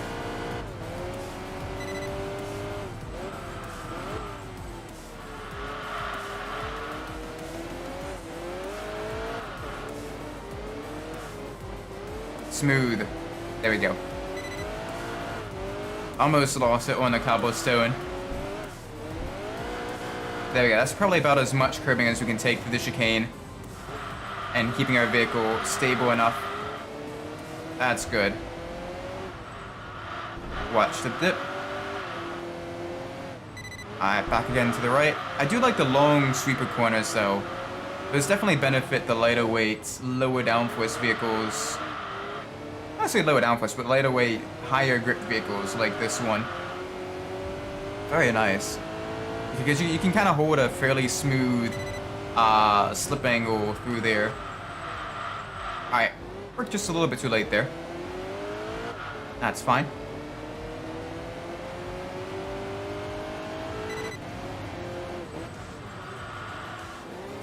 Another cool fact about like the TVR cars is some of the older ones. Sometimes the different people that are like manufacturing them, sometimes they'd actually like draw on like some of like the wood trim used, like the backside of like a dashboard or whatever, so that only like other mechanics or other people working on vehicles will kind of like see like hidden messages. Sometimes they write the names or like they draw like different pictures, which is kind of cool. You know, it's almost like, you know, you get your own personalized vehicle with some of the older TVR cars. For example, there was one picture I saw on Twitter today of someone doing some work on their TVR Vixen, and they removed one of the wood panels, and on the other side of it, it was the name of a guy. I think the guy's name was like Bobby or something like that. I think it's Dobby actually, which is funny because it's, you know, almost like a Harry Potter character. But it was that and like a little like a cartoon sketch as well, like a very quick kind of sketch in the wood, which is really cool. And then afterwards, the wood gets, you know, lacquered and everything, and put on there, so it gets, you know, preserved in time, or at least as long as lacquer lasts and everything, or the vehicle itself lasts. But it's really cool. So if you kind of do some of the work on the vehicle and everything, you can kind of see, ow, you know, you can kind of see, you know, a little bit of extra like personality added to the manufacturing process, which is really cool. Granted, these are more like the older TVR cars, like from the 60s and 70s and stuff. And the newer TVR cars probably don't necessarily have that as much. And also that GTR, the R34 behind us, is keeping pace with us quite a bit. They may actually be gaining on us just a little bit, especially because we did go a little bit slower through there. Yeah, there it's. They're 2 seconds behind. All right, gonna have to start picking up the pace. Maybe if we can avoid a tank slapper.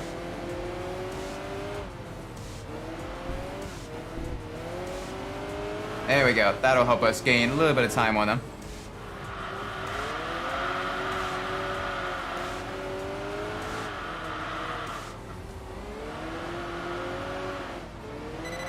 Easy there. Easy there. There we go.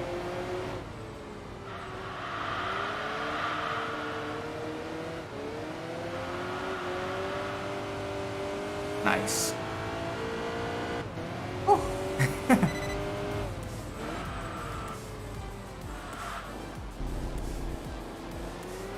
I gotta be very smooth, very gentle, because this car is a little bit terrifying. Oh gosh, big curb.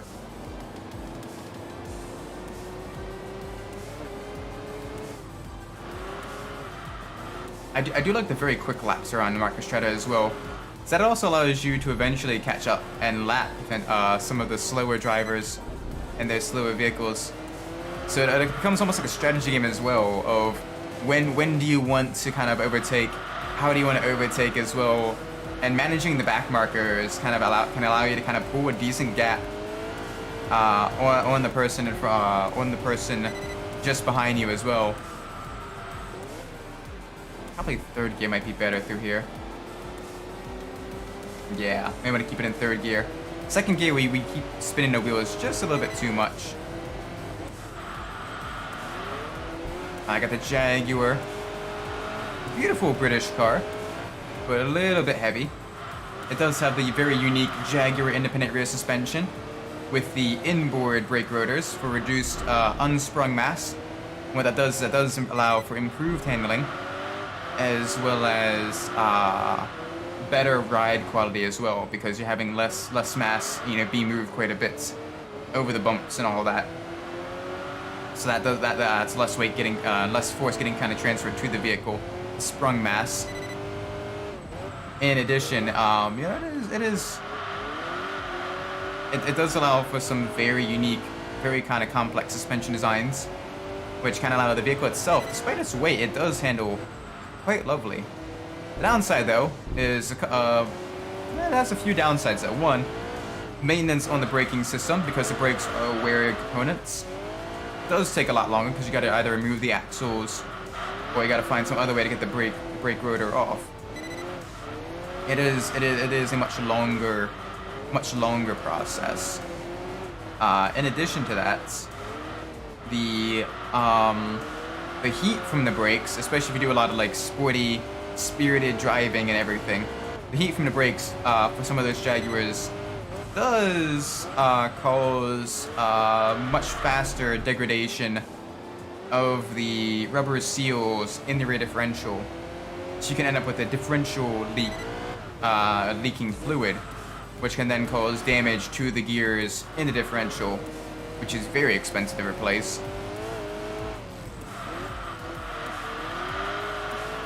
So you definitely need to be, oh gosh.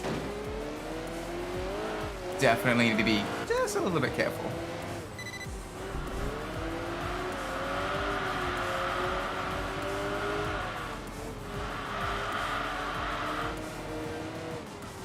Okay.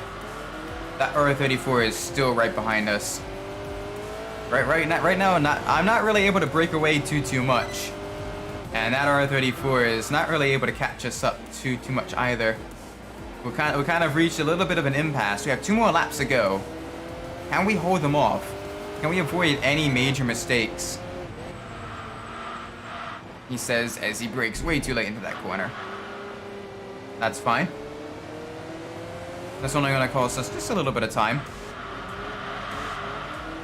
We do have a lot of back markers as well. Gonna have to be very careful passing them. Gotta find the exact right spot to pass. Yeah, they gain about half a second on us. They're gonna have to go a little bit faster if they want to catch us up on the final lap, especially with back markers here. If we can get past the back markers better than the GTR, we've got this one. But if we can't, if we get stuck behind them at an opportune time like this, oh, there they are. Hi there. Oh, gotta get past. Gotta go past. You were slowing me down immensely. Down on the inside. Big slide to the turn. Bump, okay. Not good. Not good. I'm seeing in my mirror that GTR right behind us.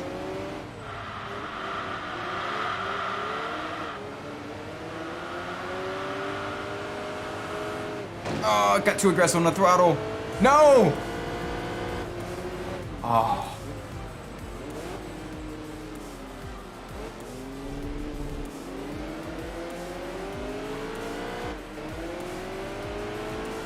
Okay. That happened. Oh, c'est la vie, such is life. Oh, still a very fun race though. GG to the driver of the GTR. They had the better run going to that. I cracked a little bit under pressure. Bravo. Yeah, our ranking is gonna go down a little bit. Our ranking is gonna go down just a little bit further because we are going to be switching our vehicle. Gonna be getting a racing vehicle, probably I believe it's a COK DTM car. So that'll be very, very fun. There we go. Save that. All right, let's get something fun. Yeah, we only have one option here. The COK DTM. You know, next we go, we'll be going into this next go about. We'll be going into the next tab, and we're starting doing the random number generator again. But this would be nice, driving the COK DTM. And as certain sections gradually get more and more used up, eventually, you know, for example, if we end up driving all of the, you know, the multi-purpose vehicles, all the high-end stands, then we can skip that and keep going to the next thing. All right, settings. Probably just a little bit. There we go. A little bit lower. And maybe not nearly as locked rear differential. There we go. That's much better. That is much, much better. Alright. Let's see what we can do here. Alright, we got a race at Tsukuba. Got some interesting vehicles we can run up against. Some JGTC and some other DTM cars. It's weird how frequently, like in two separate occasions during the late 90s and early 2000s, as well as during like the 2010s, DTM and the JGTC ran a very similar regulation package. And were fairly close to each other in terms of performance. I would have loved to have seen like a crossover race where you had the DTM and the Super GT, what it eventually became, cars racing against each other. Maybe do one on like a German track and then one on like a Japanese track to kind of, you know, do like a kind of showcase each other's performance and everything. That would have been really, really cool. All right, this car, very quick, but we need to push just a little bit harder. We definitely need to at least beat the other DTM vehicles here.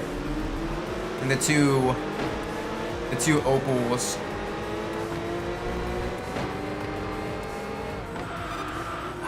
The NSX behind us is causing just a little bit of frustration because they keep running up the inside as we're trying to take the corners. They keep sticking their nose where they shouldn't be sticking it, and then complaining when their door gets slammed in their face. Alright, let's begin working on this Opal here. We got two Opals to catch up to.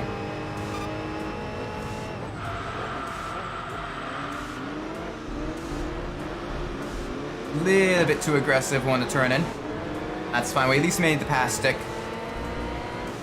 I got a Supra and another Opal DTM up ahead. The Opal was at least the German subsidiary of General Motors. Actually, a lot of Buicks during the 2010s were actually rebadged Opals.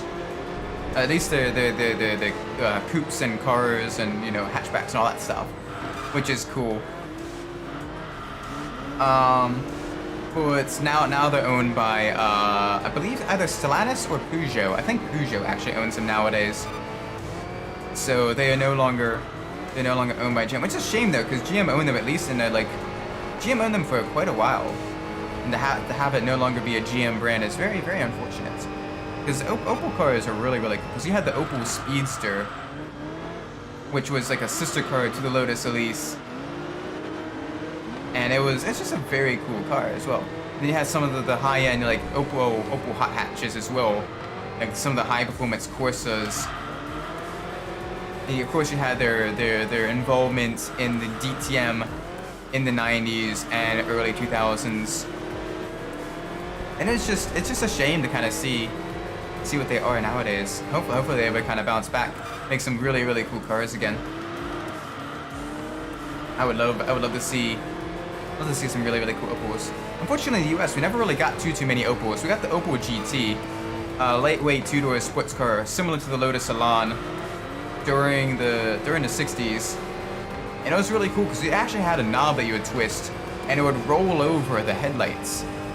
Instead of like popping up the headlights, they would roll, like do almost like a roll 180 degrees to kind of flip up.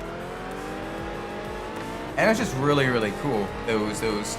Granted, you did have an issue with the linkage breaking quite frequently, and the wires becoming frayed later on in the vehicle's life because of the constant turning opening and closing the lights. So oftentimes a lot of owners would just leave the lights to open and just turn them on or off. But the Opal GT is a very, very cool little car. It's one of the few. I think that's like the only Opal we got, legally in the States. But do not, that was actually badged as an Opal. But don't quote me on that. And if I'm wrong, please let me know. I am always happy to learn more about some of the foreign brands.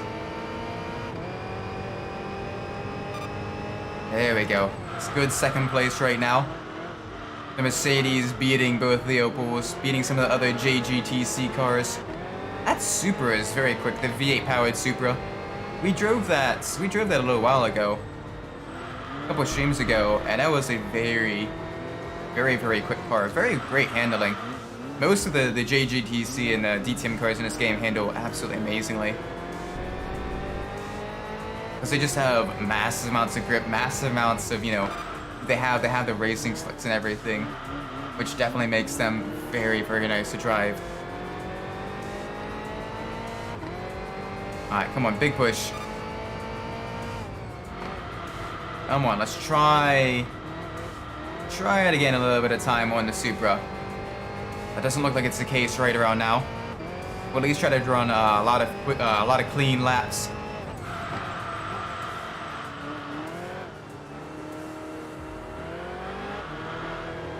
Come on, get it around the turns. Consider this car doesn't necessarily do too on some of the lower speed corners. The higher speed corners it does half decently, but I do need to kind of watch myself in the tighter, twistier corners. That GTR is also catching us. I've been watching it gradually get a little bit closer on the map, lap after lap. It's that one we may have to run a little bit of a defensive line, which will slow down our attack of the Supra. Right now with the Supra gaining about 0.3 of a second per lap, or per sector anyway, I'm not too sure that we'll be able to catch them. Unless we're really able to buckle down and put in some very quick lap times.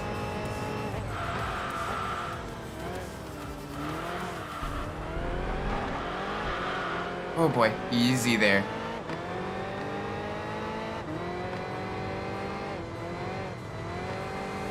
Alright, GTR is right behind us. I can hear the backfire from his exhaust system. It is turbocharged. It is a very quick car. And I can also hear our backfire from the DTM, the V8, the naturally aspirated V8s of our Mercedes. You can hear them shifting just a little bit after we shift as well. You hear our pop, and then you hear their pop. Not too long afterwards.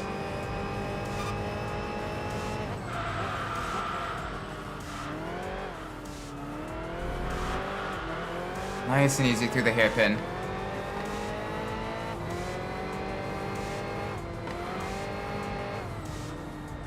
Alright, come on. They are quicker than us through the twisty bits. We're a little bit faster than them on the straights, though. But if we can hold them off for another 2.5 laps, we can come home with second place, a good second place trophy for our cabinet.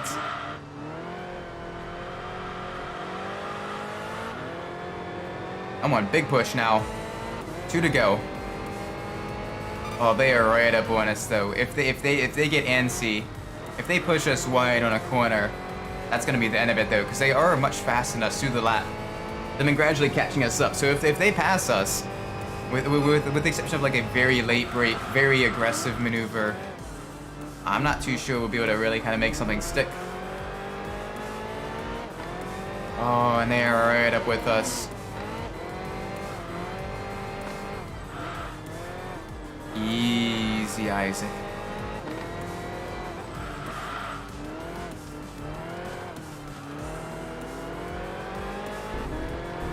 Come on, big push now. Big push.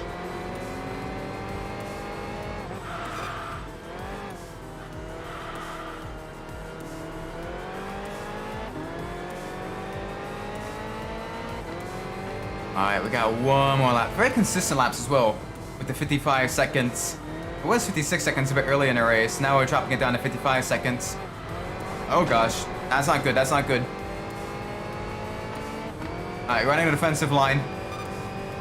If they want to pass us, they have to go down way deep. Okay, they're trying it.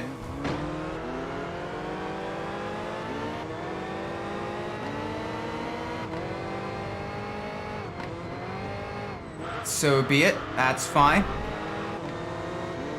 The two can play at that game.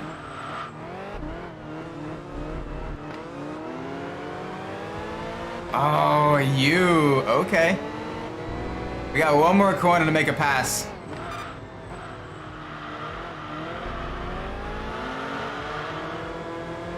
Oh, jeez. That is twice we've been bodied by a GTR. Alright. Alright. Oh. That was a fun race, though. Got some really, really good racing. Really good racecraft as well. That's a lot of fun. Not enough points, though. We had a little bit too many collisions to upgrade our vehicle. Alright, good. Our ranking has been maintained. That is nice. Let's do another race. Let's see if we have something that we can... Oh, gosh. What, is this up against one? Okay, this is up against the prototypes. That explains why. Yeah, we got zero chance of winning against the prototypes. We kind of probably win against the McLaren F1. If just barely. It'll be a tricky one. It'll be fun. Oh, quickly, crackly. Alright, come on. Low in the steering. It's a 3-lap race around one of my favorite tracks in game. There goes the McLaren, one of the very, very fast in a straight line. But we can probably beat it around the corners. It doesn't have a whole lot of downforce for it.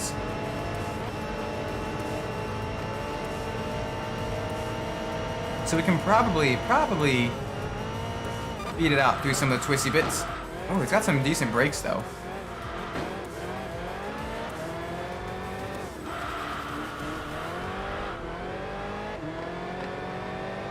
Easy through the S's.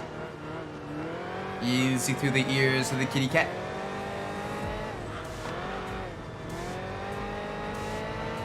Alright, big push now. Let's go, let's go.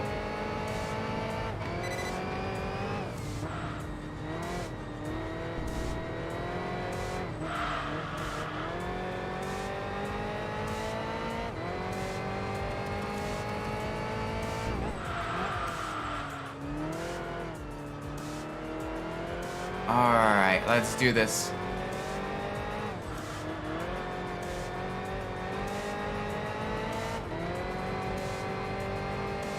Let's shred through the turns. Keep the McLaren F1 behind us. We gotta have a big gap because it is gonna blow by us on the straightaways. So we need to really kind of use the high downforce, the massive amounts of aero that the Mercedes has to really kind of extend the gap. Because this thing has some serious grip. Like, I am pushing hard through these corners, and like, I'm not even breaking traction. Like, it is just planted. Like, this is a very enjoyable car to drive. The high downforce, still fairly lightweight touring car.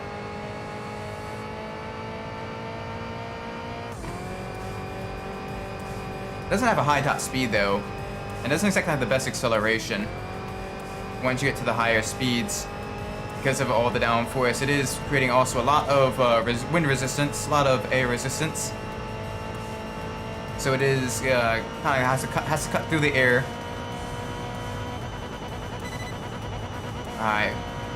So it's topping off around like 165. That's some serious grip though.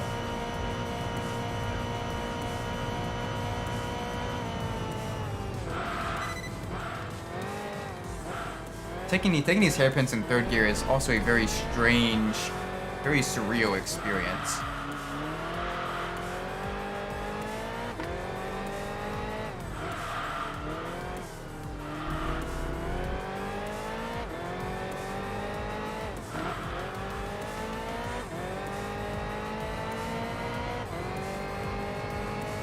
Alright. There we go. Easy, easy. On to lap 2. Everything is nice and smooth now. Got a big lead. Let's extend it just a little bit further though. Let's see just how much we can embarrass the competition.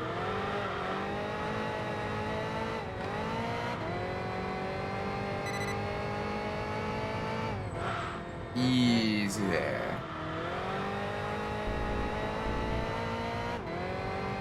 Nice and easy, nice and easy.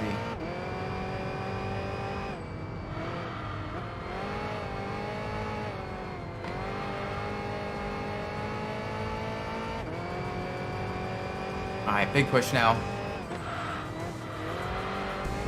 Through Starfish, and now going onto the tail of the kitty cat.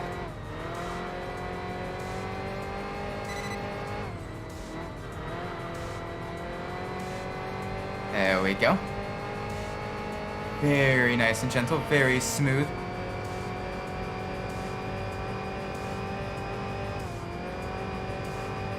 Alright, over the crest. Watch your understeer. A little bit understeer. Little bit on the corner. That's alright. The car itself is still absolutely amazing. Love the Vodafone livery as well. The Vodafone livery with the chrome and the red. Maybe it's just me being used to the McLarens having that, but like the Vodafone livery in general is just really cool looking.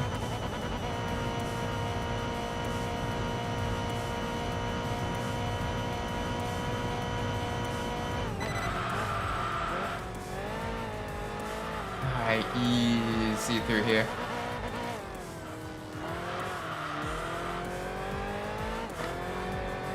Gotta be very gentle with the brakes, gotta be very gentle with the throttle. Not too gentle. We can kind of, okay, maybe not thrash the car around that much.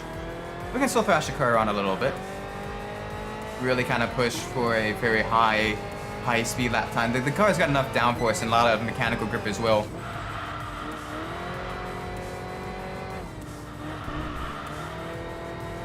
There we go. Very smooth through the S's. Now into the hairpin. Into the front feet. Into the little toe beans. The cute little kitty cat paw prints. Now onto the back of the front leg. Onto the belly of the kitty cat.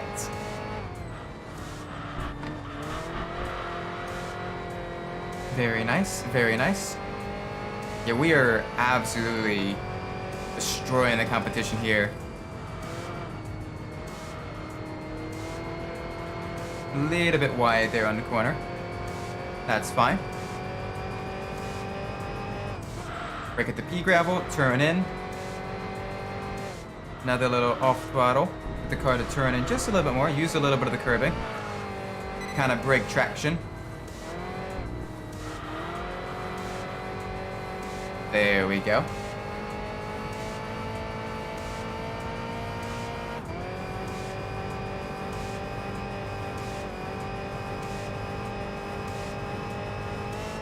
Nice, nice, nice. Alright, do backwards radion. Perfect. Didn't even need a lift there. The car just has that much aero grip.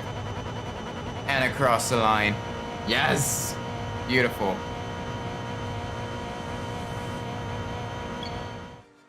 Oh, very nice.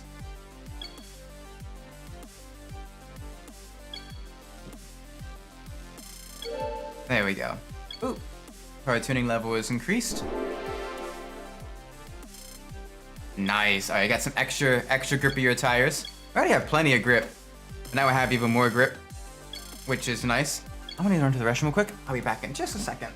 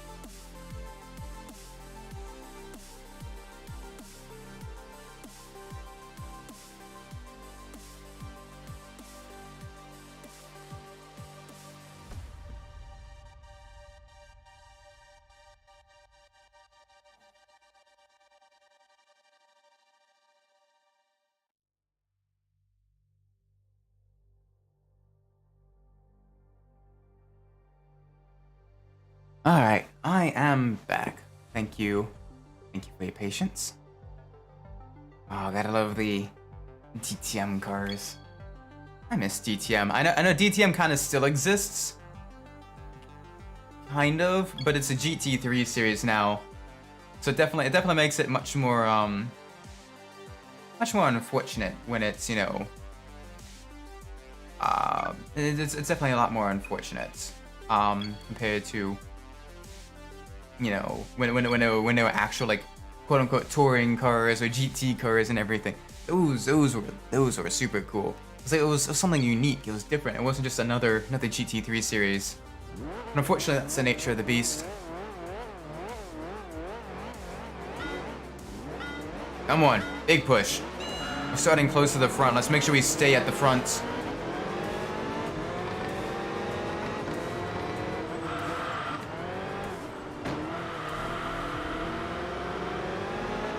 Alright, come on.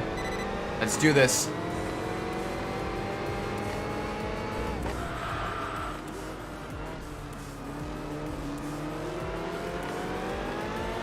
Get the car nice and smooth through the corners. The R34 already is right behind us. Night race at Tsukuba. Very cool. Very, very nice. Tsukuba in general is just a really nice track. I quite like Tsukuba. I love the racer vehicle there. I'd love to try to break the 1 minute barrier around Tsukuba in real life with a high-end, you know, performance tuned car. Wow. Okay. That R34 is absolutely flying. I can definitely break a lot later for these corners. Like, we can really push this car. Probably not as hard as the GTR is pushing, but we can definitely push.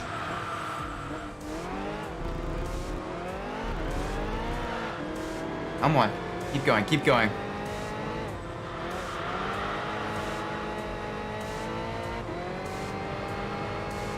Let's try to go into, like, full out attack mode.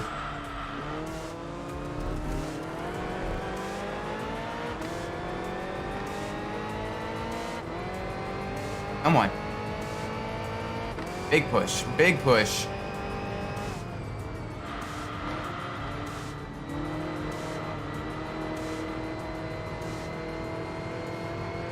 There we go. 54 seconds. That's an improvement. We just gotta go a little bit faster.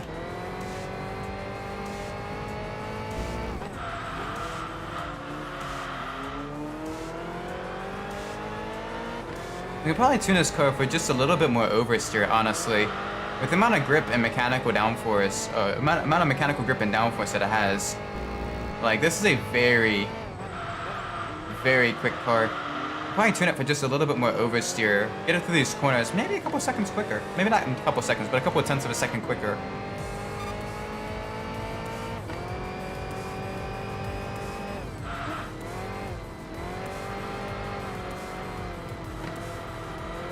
Easy there, come on. Big push.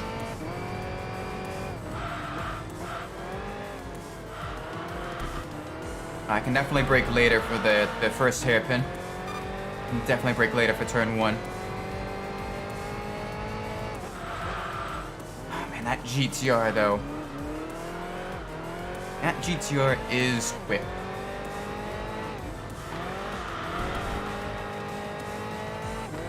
I'm hoping the next race we get the race on, the next track we get the race on is in Deutschleife. Get to take a DTM car home with us. You know? Take it to the track it was born to run on. It's always cool having a vehicle, you know, race on its like a track in its home country. Very, very, very awesome. Very fun experience to do that.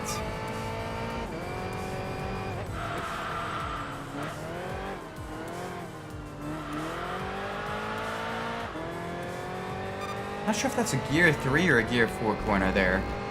That may be a gear 4 corner.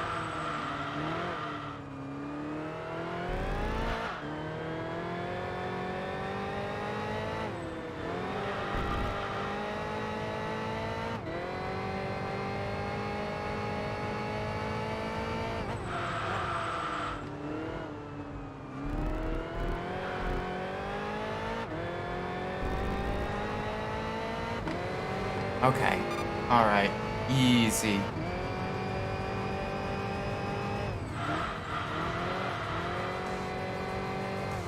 Easy there.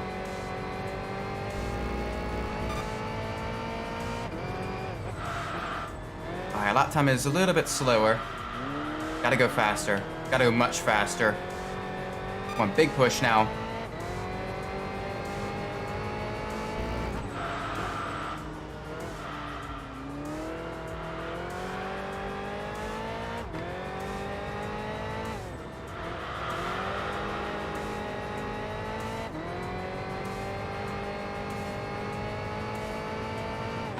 Alright, trying to brake right around at the lights. So what we're going to use as a braking point right around now, especially because no one can lock down a light post. At least not easily. So that'll be what we do. Yes. Big speed, big grip.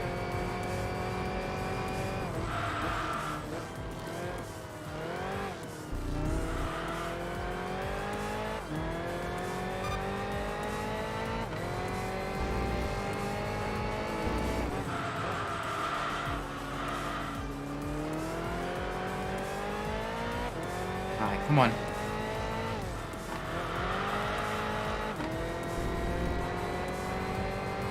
Just a little tap of the grass there. Seems like we might be right around now with this pace, keeping the GTR from getting a little bit further ahead. 8 seconds. Let's see how it is around the turn. So it's not really gaining too much more on us. Like it's really staying fairly. Never mind. Never mind. It's gaining like an entire half a second on us in a single sector. Never mind. Jeez. That GTR is absolutely rapid then.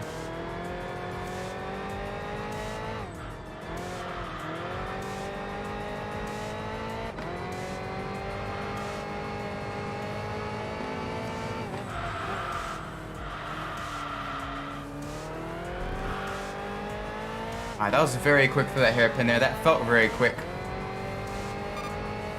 That may be able to shave off another tenth or so of a second.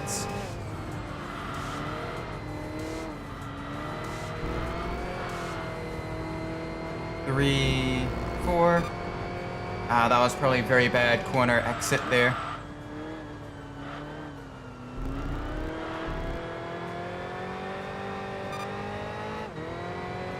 Yeah, no, they're going very quick. The R34. Very rapid, very quick through there.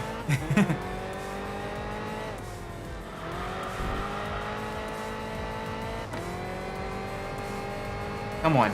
Big push.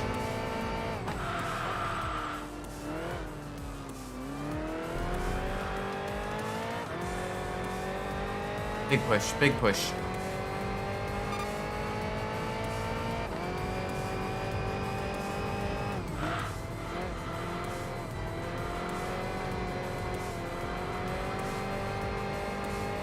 Alright, one more lap. Let's see if we can't break into the 53-second range. We're getting close. Just gotta go a little bit faster.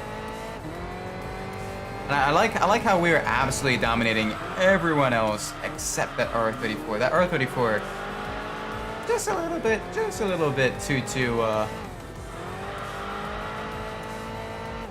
just a little bit, you know, too OP right now. At least compared to the rest of the vehicles we're driving.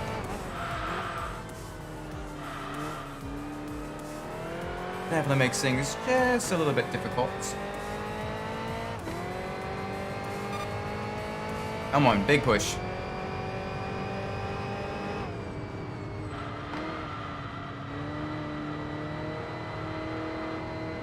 Two, three, four. Ooh, almost got into the 53-second range. Just barely not. Still, that was very good.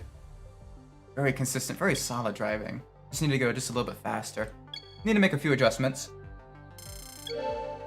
And of course, since our vehicle is getting a little bit more powerful, we can probably adjust the gear ratio to a little bit more towards top speed, so we can get a little bit more top speed out of the vehicle. Yeah, our rankings are going to decrease just a little bit there. Our ranking does decrease just a little bit whenever we do a racing vehicle anyway, just because there usually isn't a whole lot of racing vehicles. We want to set this a little bit higher, actually. There we go. That should be better. Oh, gosh, that car is beautiful, though. I love racing cars. Racing cars are super awesome. All right, what else do we have? Race car championship number 2, and we're up against a prototype. Yeah. No, we have zero chance of doing well there.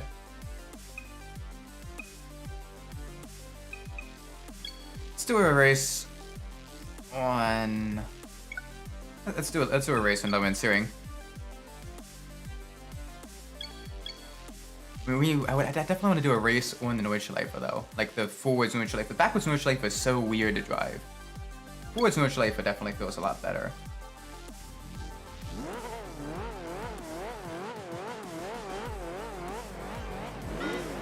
Two, one. Alright, let's go.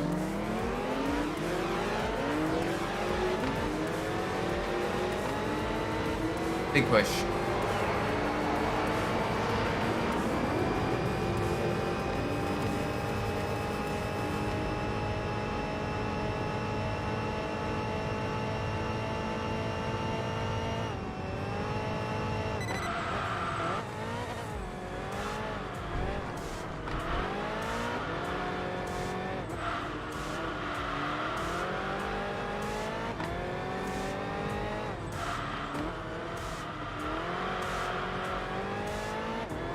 Alright, come on. Through the ears, now onto the neck of the kitty cat. Best kitty cat. I have the best kitty cat. Her name is Garbanzo, and she's an adorable little kitty. Best kitty. We are taking to a vet for the checkups Saturday morning. So hopefully she does well. Hopefully she's a good little kitty. Speaking of which, I need to go to a doctor as well. I haven't been to a doctor in a very long time. I should probably get a physical done shortly.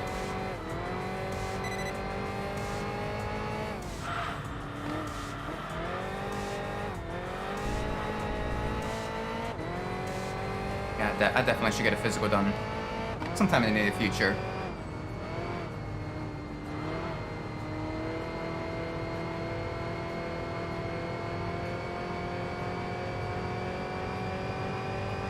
Onto the brakes now.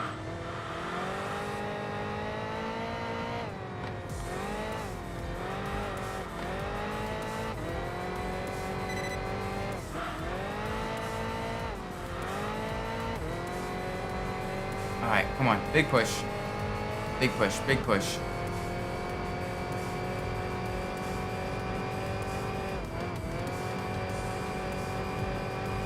Nice and easy.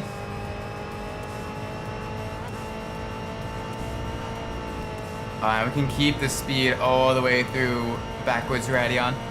All the way up the hill, going to the back straight. Okay, now up to 170 we can reach.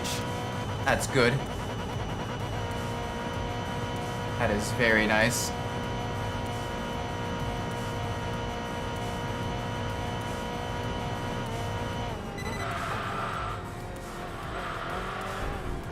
Come on, big push to the turns.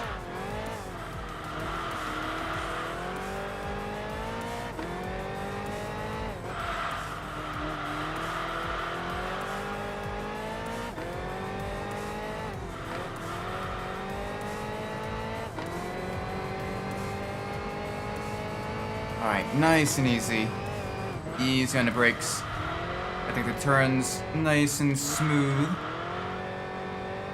He says he completely messes that up.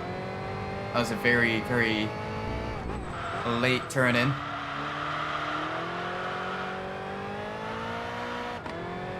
There we go, that was nice. Go around that tight hairpin completely sideways. Oh, this car is so much fun to drive though. Like, it's got massive amounts of grip, massive amounts of downforce. It's a very, very enjoyable car to drive. We should definitely be able to level this up very quickly. Especially with the longer races and the higher speeds that we're going. Like, we should definitely be able to get this leveled up very nice.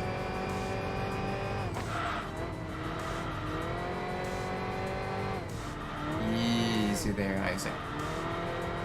Alright, come on. Keep it up, keep it up. Round the turn. Back again. Alright, gotta watch ourselves. We're getting ready to go onto our final lap. There's a couple more corners.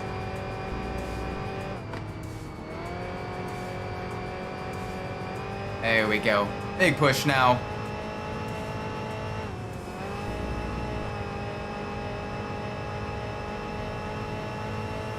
Yes. Final lap. Jeez, we're getting close to a sub 2-minute lap time around as well around lower and steering. Like, that is a very, very, very quick. Like most production vehicles, you know, faster production vehicles, you can get around like a low or under 3 minutes. But with a prototype car, you can easily get under 2 minutes. Like with the Audi R8. Oh my gosh, that would be a very quick car to take around here. That would definitely be a very fun car to drive.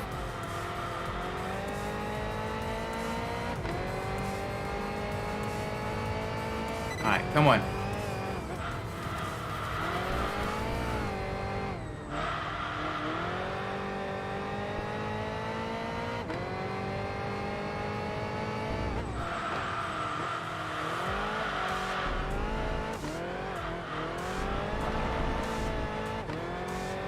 Almost there, almost there. Keep the speed through the turns. Definitely keeping that R34 well behind us. Look, we even got the Vodafone sponsorships here. Very cool, very nice. I can't read those billboards. Moving too fast. I know that's total. Dunlop, Momo, or Dunlop. That's one thing as well. Like I enjoy like the racing signage as well. Really, really cool. Kind of adds to the authenticity of the track. Kind of adds a little bit more to the fact that this is a sanctioned motorsports event. All right, come on now.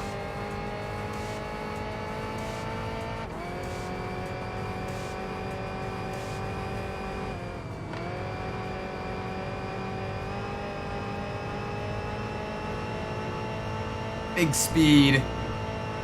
Yes. I love taking that corner complex in the high downforce cars. You can basically go full throttle through it. Nice. Very nice.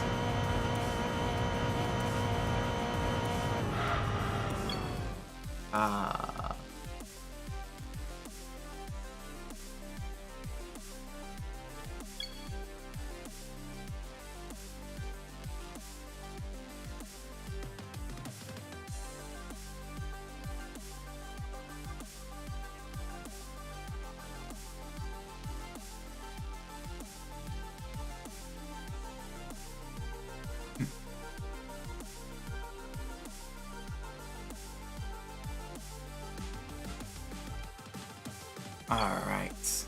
Very cool. Very, very awesome. Car gets leveled up some more. This is nice.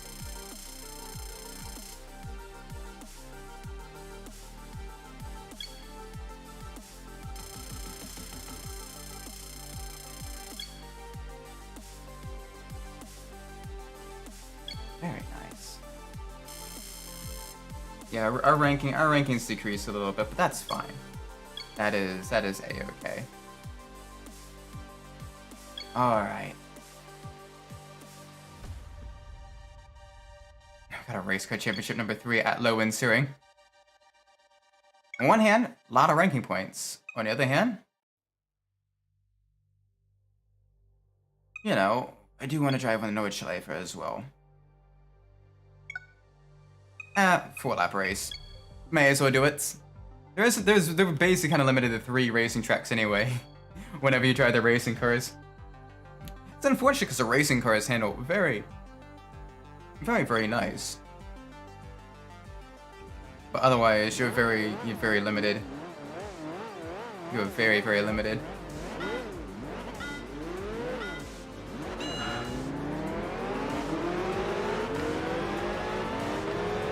Alright, come on, big push.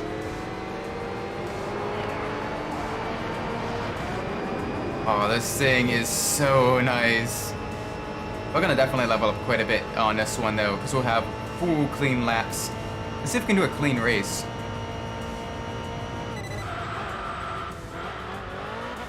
Although I do see that the R34 is a little bit quicker, since this is an RS race. So we should watch ourselves there. This will be interesting though. Can we hold them off? Because with the RS events, the vehicles you're up against are fully tuned level 10 cars, and the people driving them are a little bit more aggressive, a little bit quicker. So it is the ultimate challenge, the RS events, especially if in a much slower vehicle.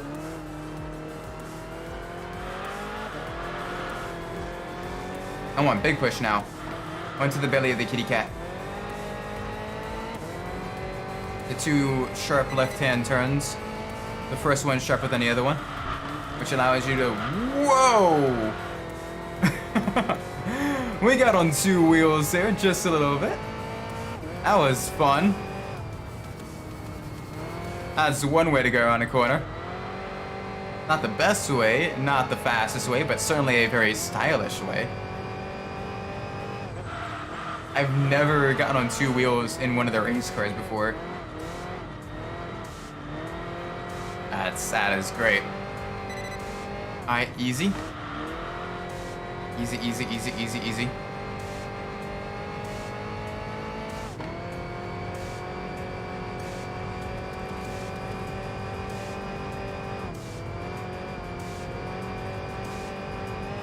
Alright, let's go. Big push now.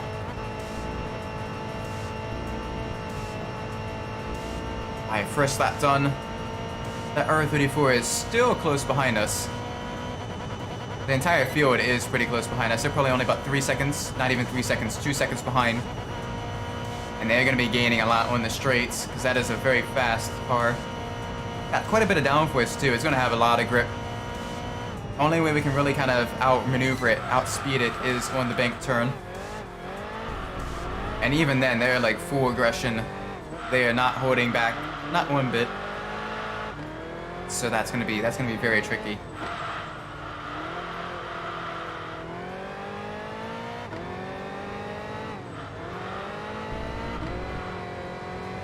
Come on.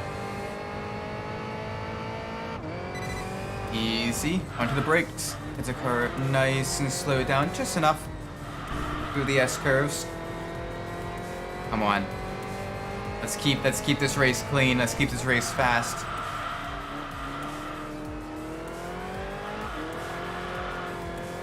Very good. Very nice.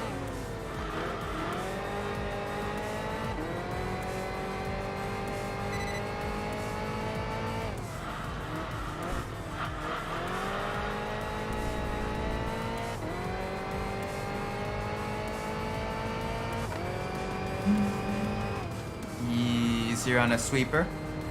Just a little bit of throttle before the halfway mark, then get back on it, get the car turned in. There we go.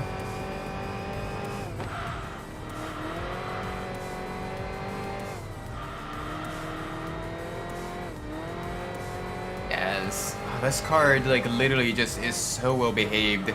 It's so grippy. It is so fast. Like, this is a very, very, very fun car to drive. I'm enjoying this quite a bit.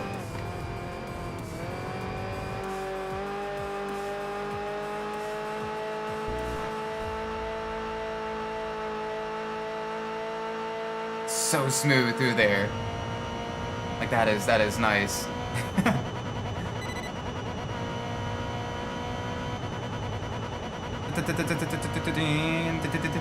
Downside is bouncing off the rail limiter though. Should probably set the vehicle. Oh, we had an off-course excursion. That's unfortunate. A little bit too low on the banking.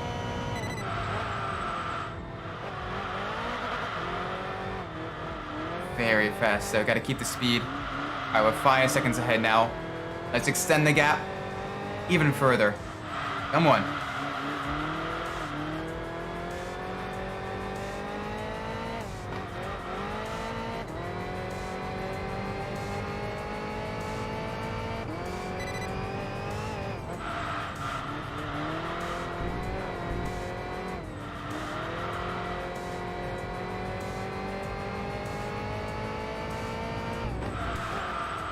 I love the backfires as well. Like that is very, very, very nice. Very good, very smooth through here.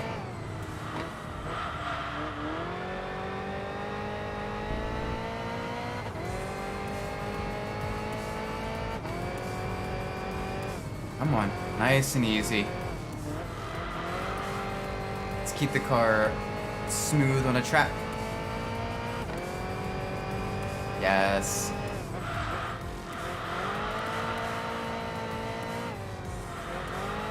Oh, I'm enjoying this a lot.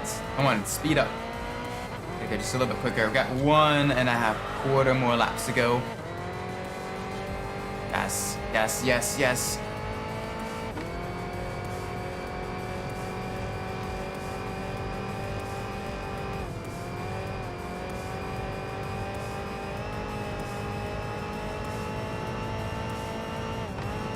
Come on. Oh, gosh. Easy through there. Easy through there. That's the thing, though. I always love watching, like, you know, professional motorsport races. It's just really, really, really, really cool kind of seeing them, you know, drive the vehicles at such high speed. It's even better in person as well because you get to see the cars. You get to really kind of...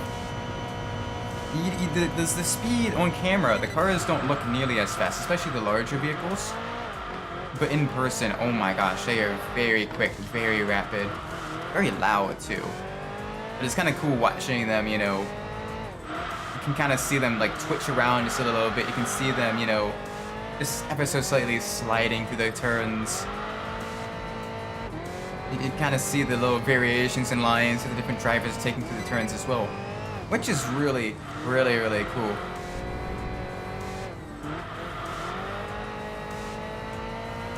This car is great.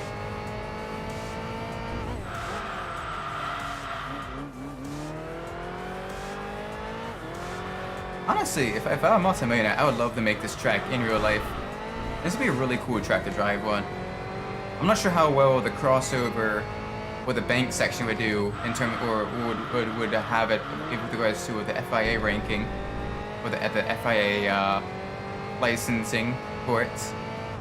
I know with the banking and the lack of runoff area on the banking, I probably wouldn't be able to host motorcycle races unless there's a way to kind of skip that section.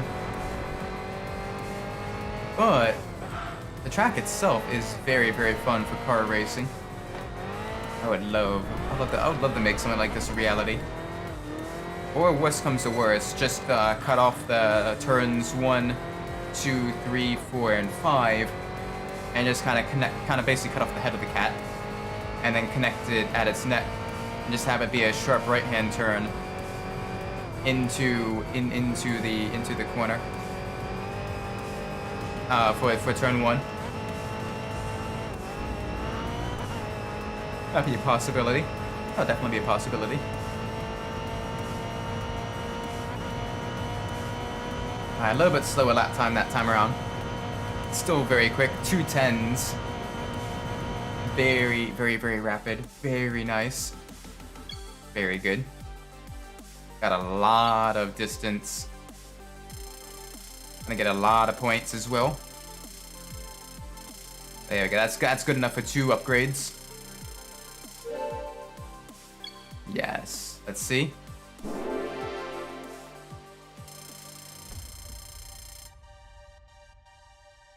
Okay. Never mind. That was good enough for 3 upgrades. Apparently.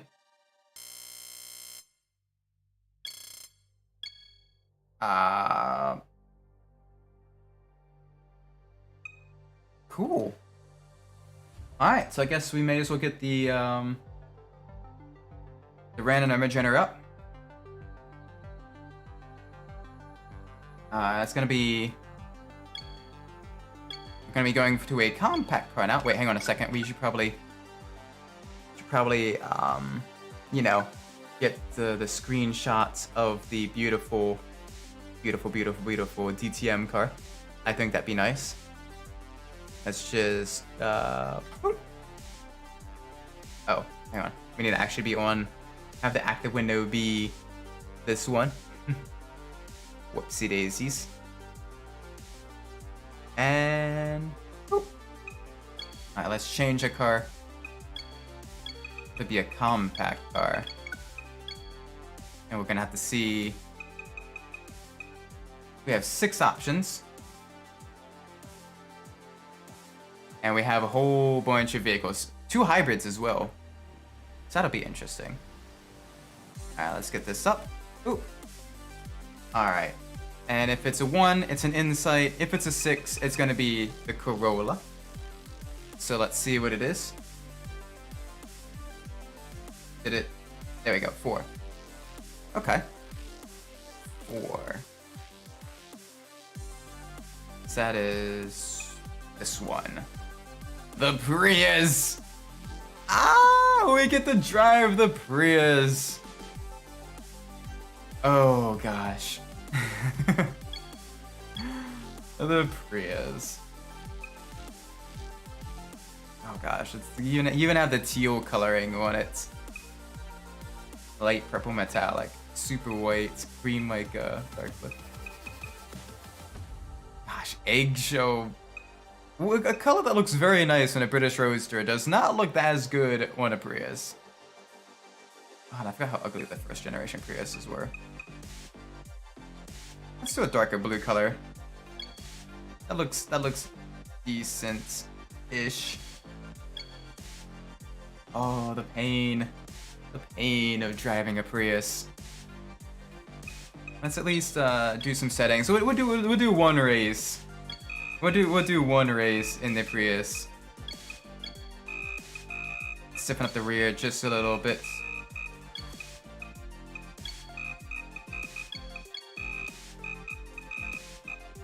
There we go. A little bit towards acceleration and give it just a little bit of limited slip.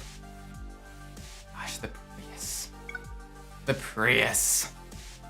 Oh, no. Why?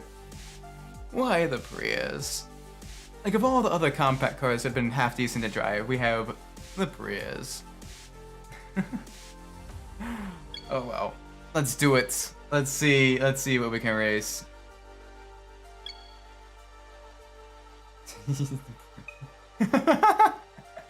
Prius versus M3 GTR.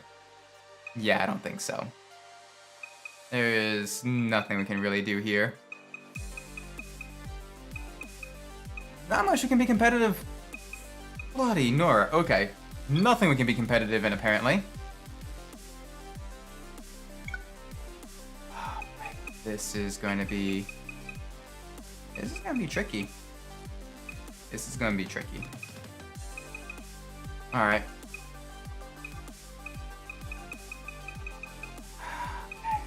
Okay. Fine, we'll do the Toyota Cup. This is gonna be tricky. Come on, we better hope that the hybrid system of the Prius gives us a little bit of a jump off of the line. And then we better just pray that we can outmaneuver and outrace the other opponents, because otherwise... we're gonna be in a world of hurt. We don't even have a manual transmission option for this. It's just drive.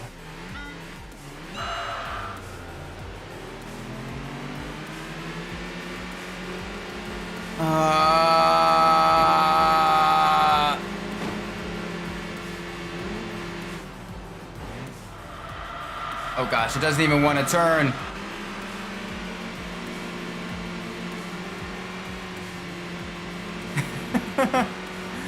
Oh, the pain.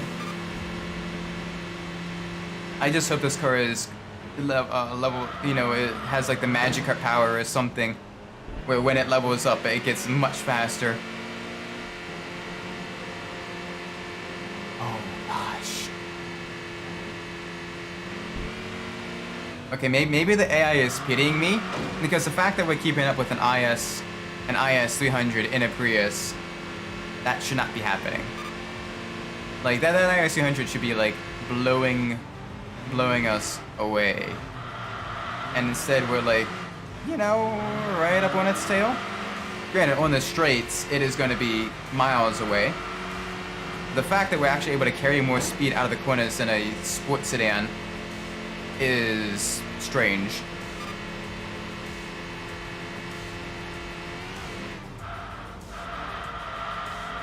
Come on, turn in. Oh, gosh. The Prius. We gotta watch ourselves with some of these corners. We're carrying a little bit too much speed. We gotta make sure we get enough points so we can level up as well, because otherwise we're just gonna be stuck in a world of pain with the Prius.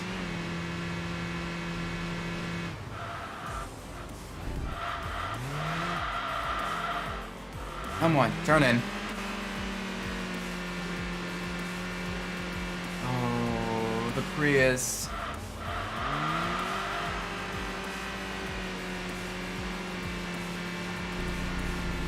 The Prius. Why the Prius? Oh gosh, we have a Toyota Celsius behind us as well. Two cars that are Lexuses in the States, but since this game is Japanese, they are the Japanese variants. So in front of us is the Altezza, and behind us is the Celsius. Yep, that's a bump. Come on. Come on, Prius.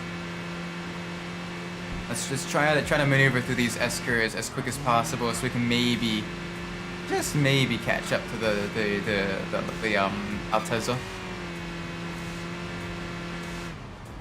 It is steadily pulling away though. I think the game kind of stopped pitying us and was like, okay, let's end your suffering.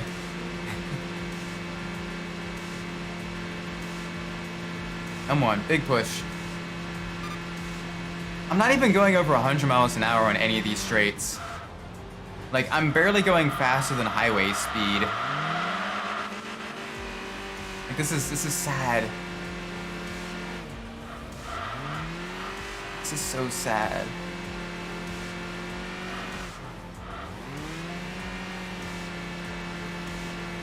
Yeah. Oh, the pain. Oh, the misery. Everyone wants to be my enemy. Spare the sympathy. Please turn in.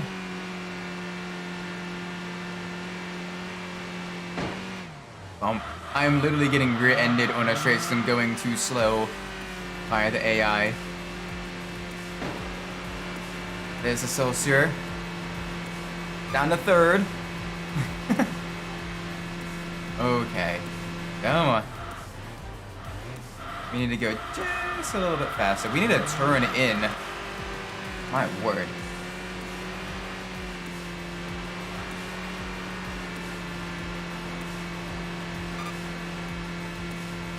Like right now, this car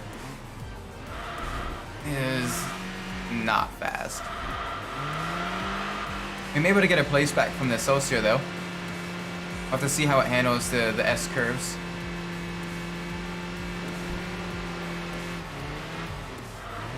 There we go, we're on the outside. Now onto the inside, up to second.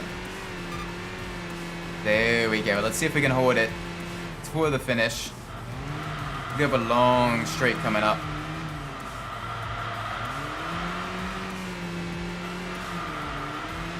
Oh, this is painful. This is painful. Granted, I love driving the super obscure, super mundane vehicles. This is just a little bit of a bridge too far.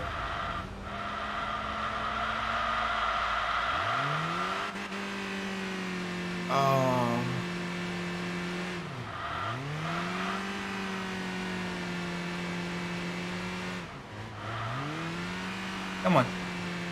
Come on, Prius. Just a couple corners left. This is so sad. This is so sad. Like, I'm... The Prius.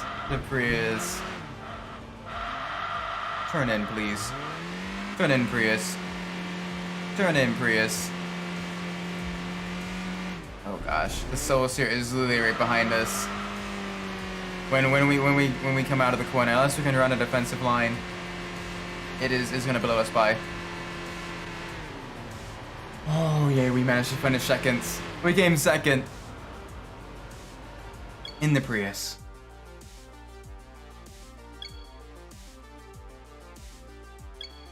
Yay. Yeah, we didn't get enough points to level up there. We had too many collisions with the wall and cars and off-course excursions. Oh gosh. Okay. That's been fun though. That has been very, very, very fun. Gonna be saving the game. Yeah, ending the stream. Thank you all. Thank you all so much for watching. I do appreciate it. If you enjoyed the stream, do be sure to leave a like, subscribe. Let me know what I'm doing well in the comments below. If you didn't like the stream, do be sure to let me know what I'm doing poorly so I can fix that in the future.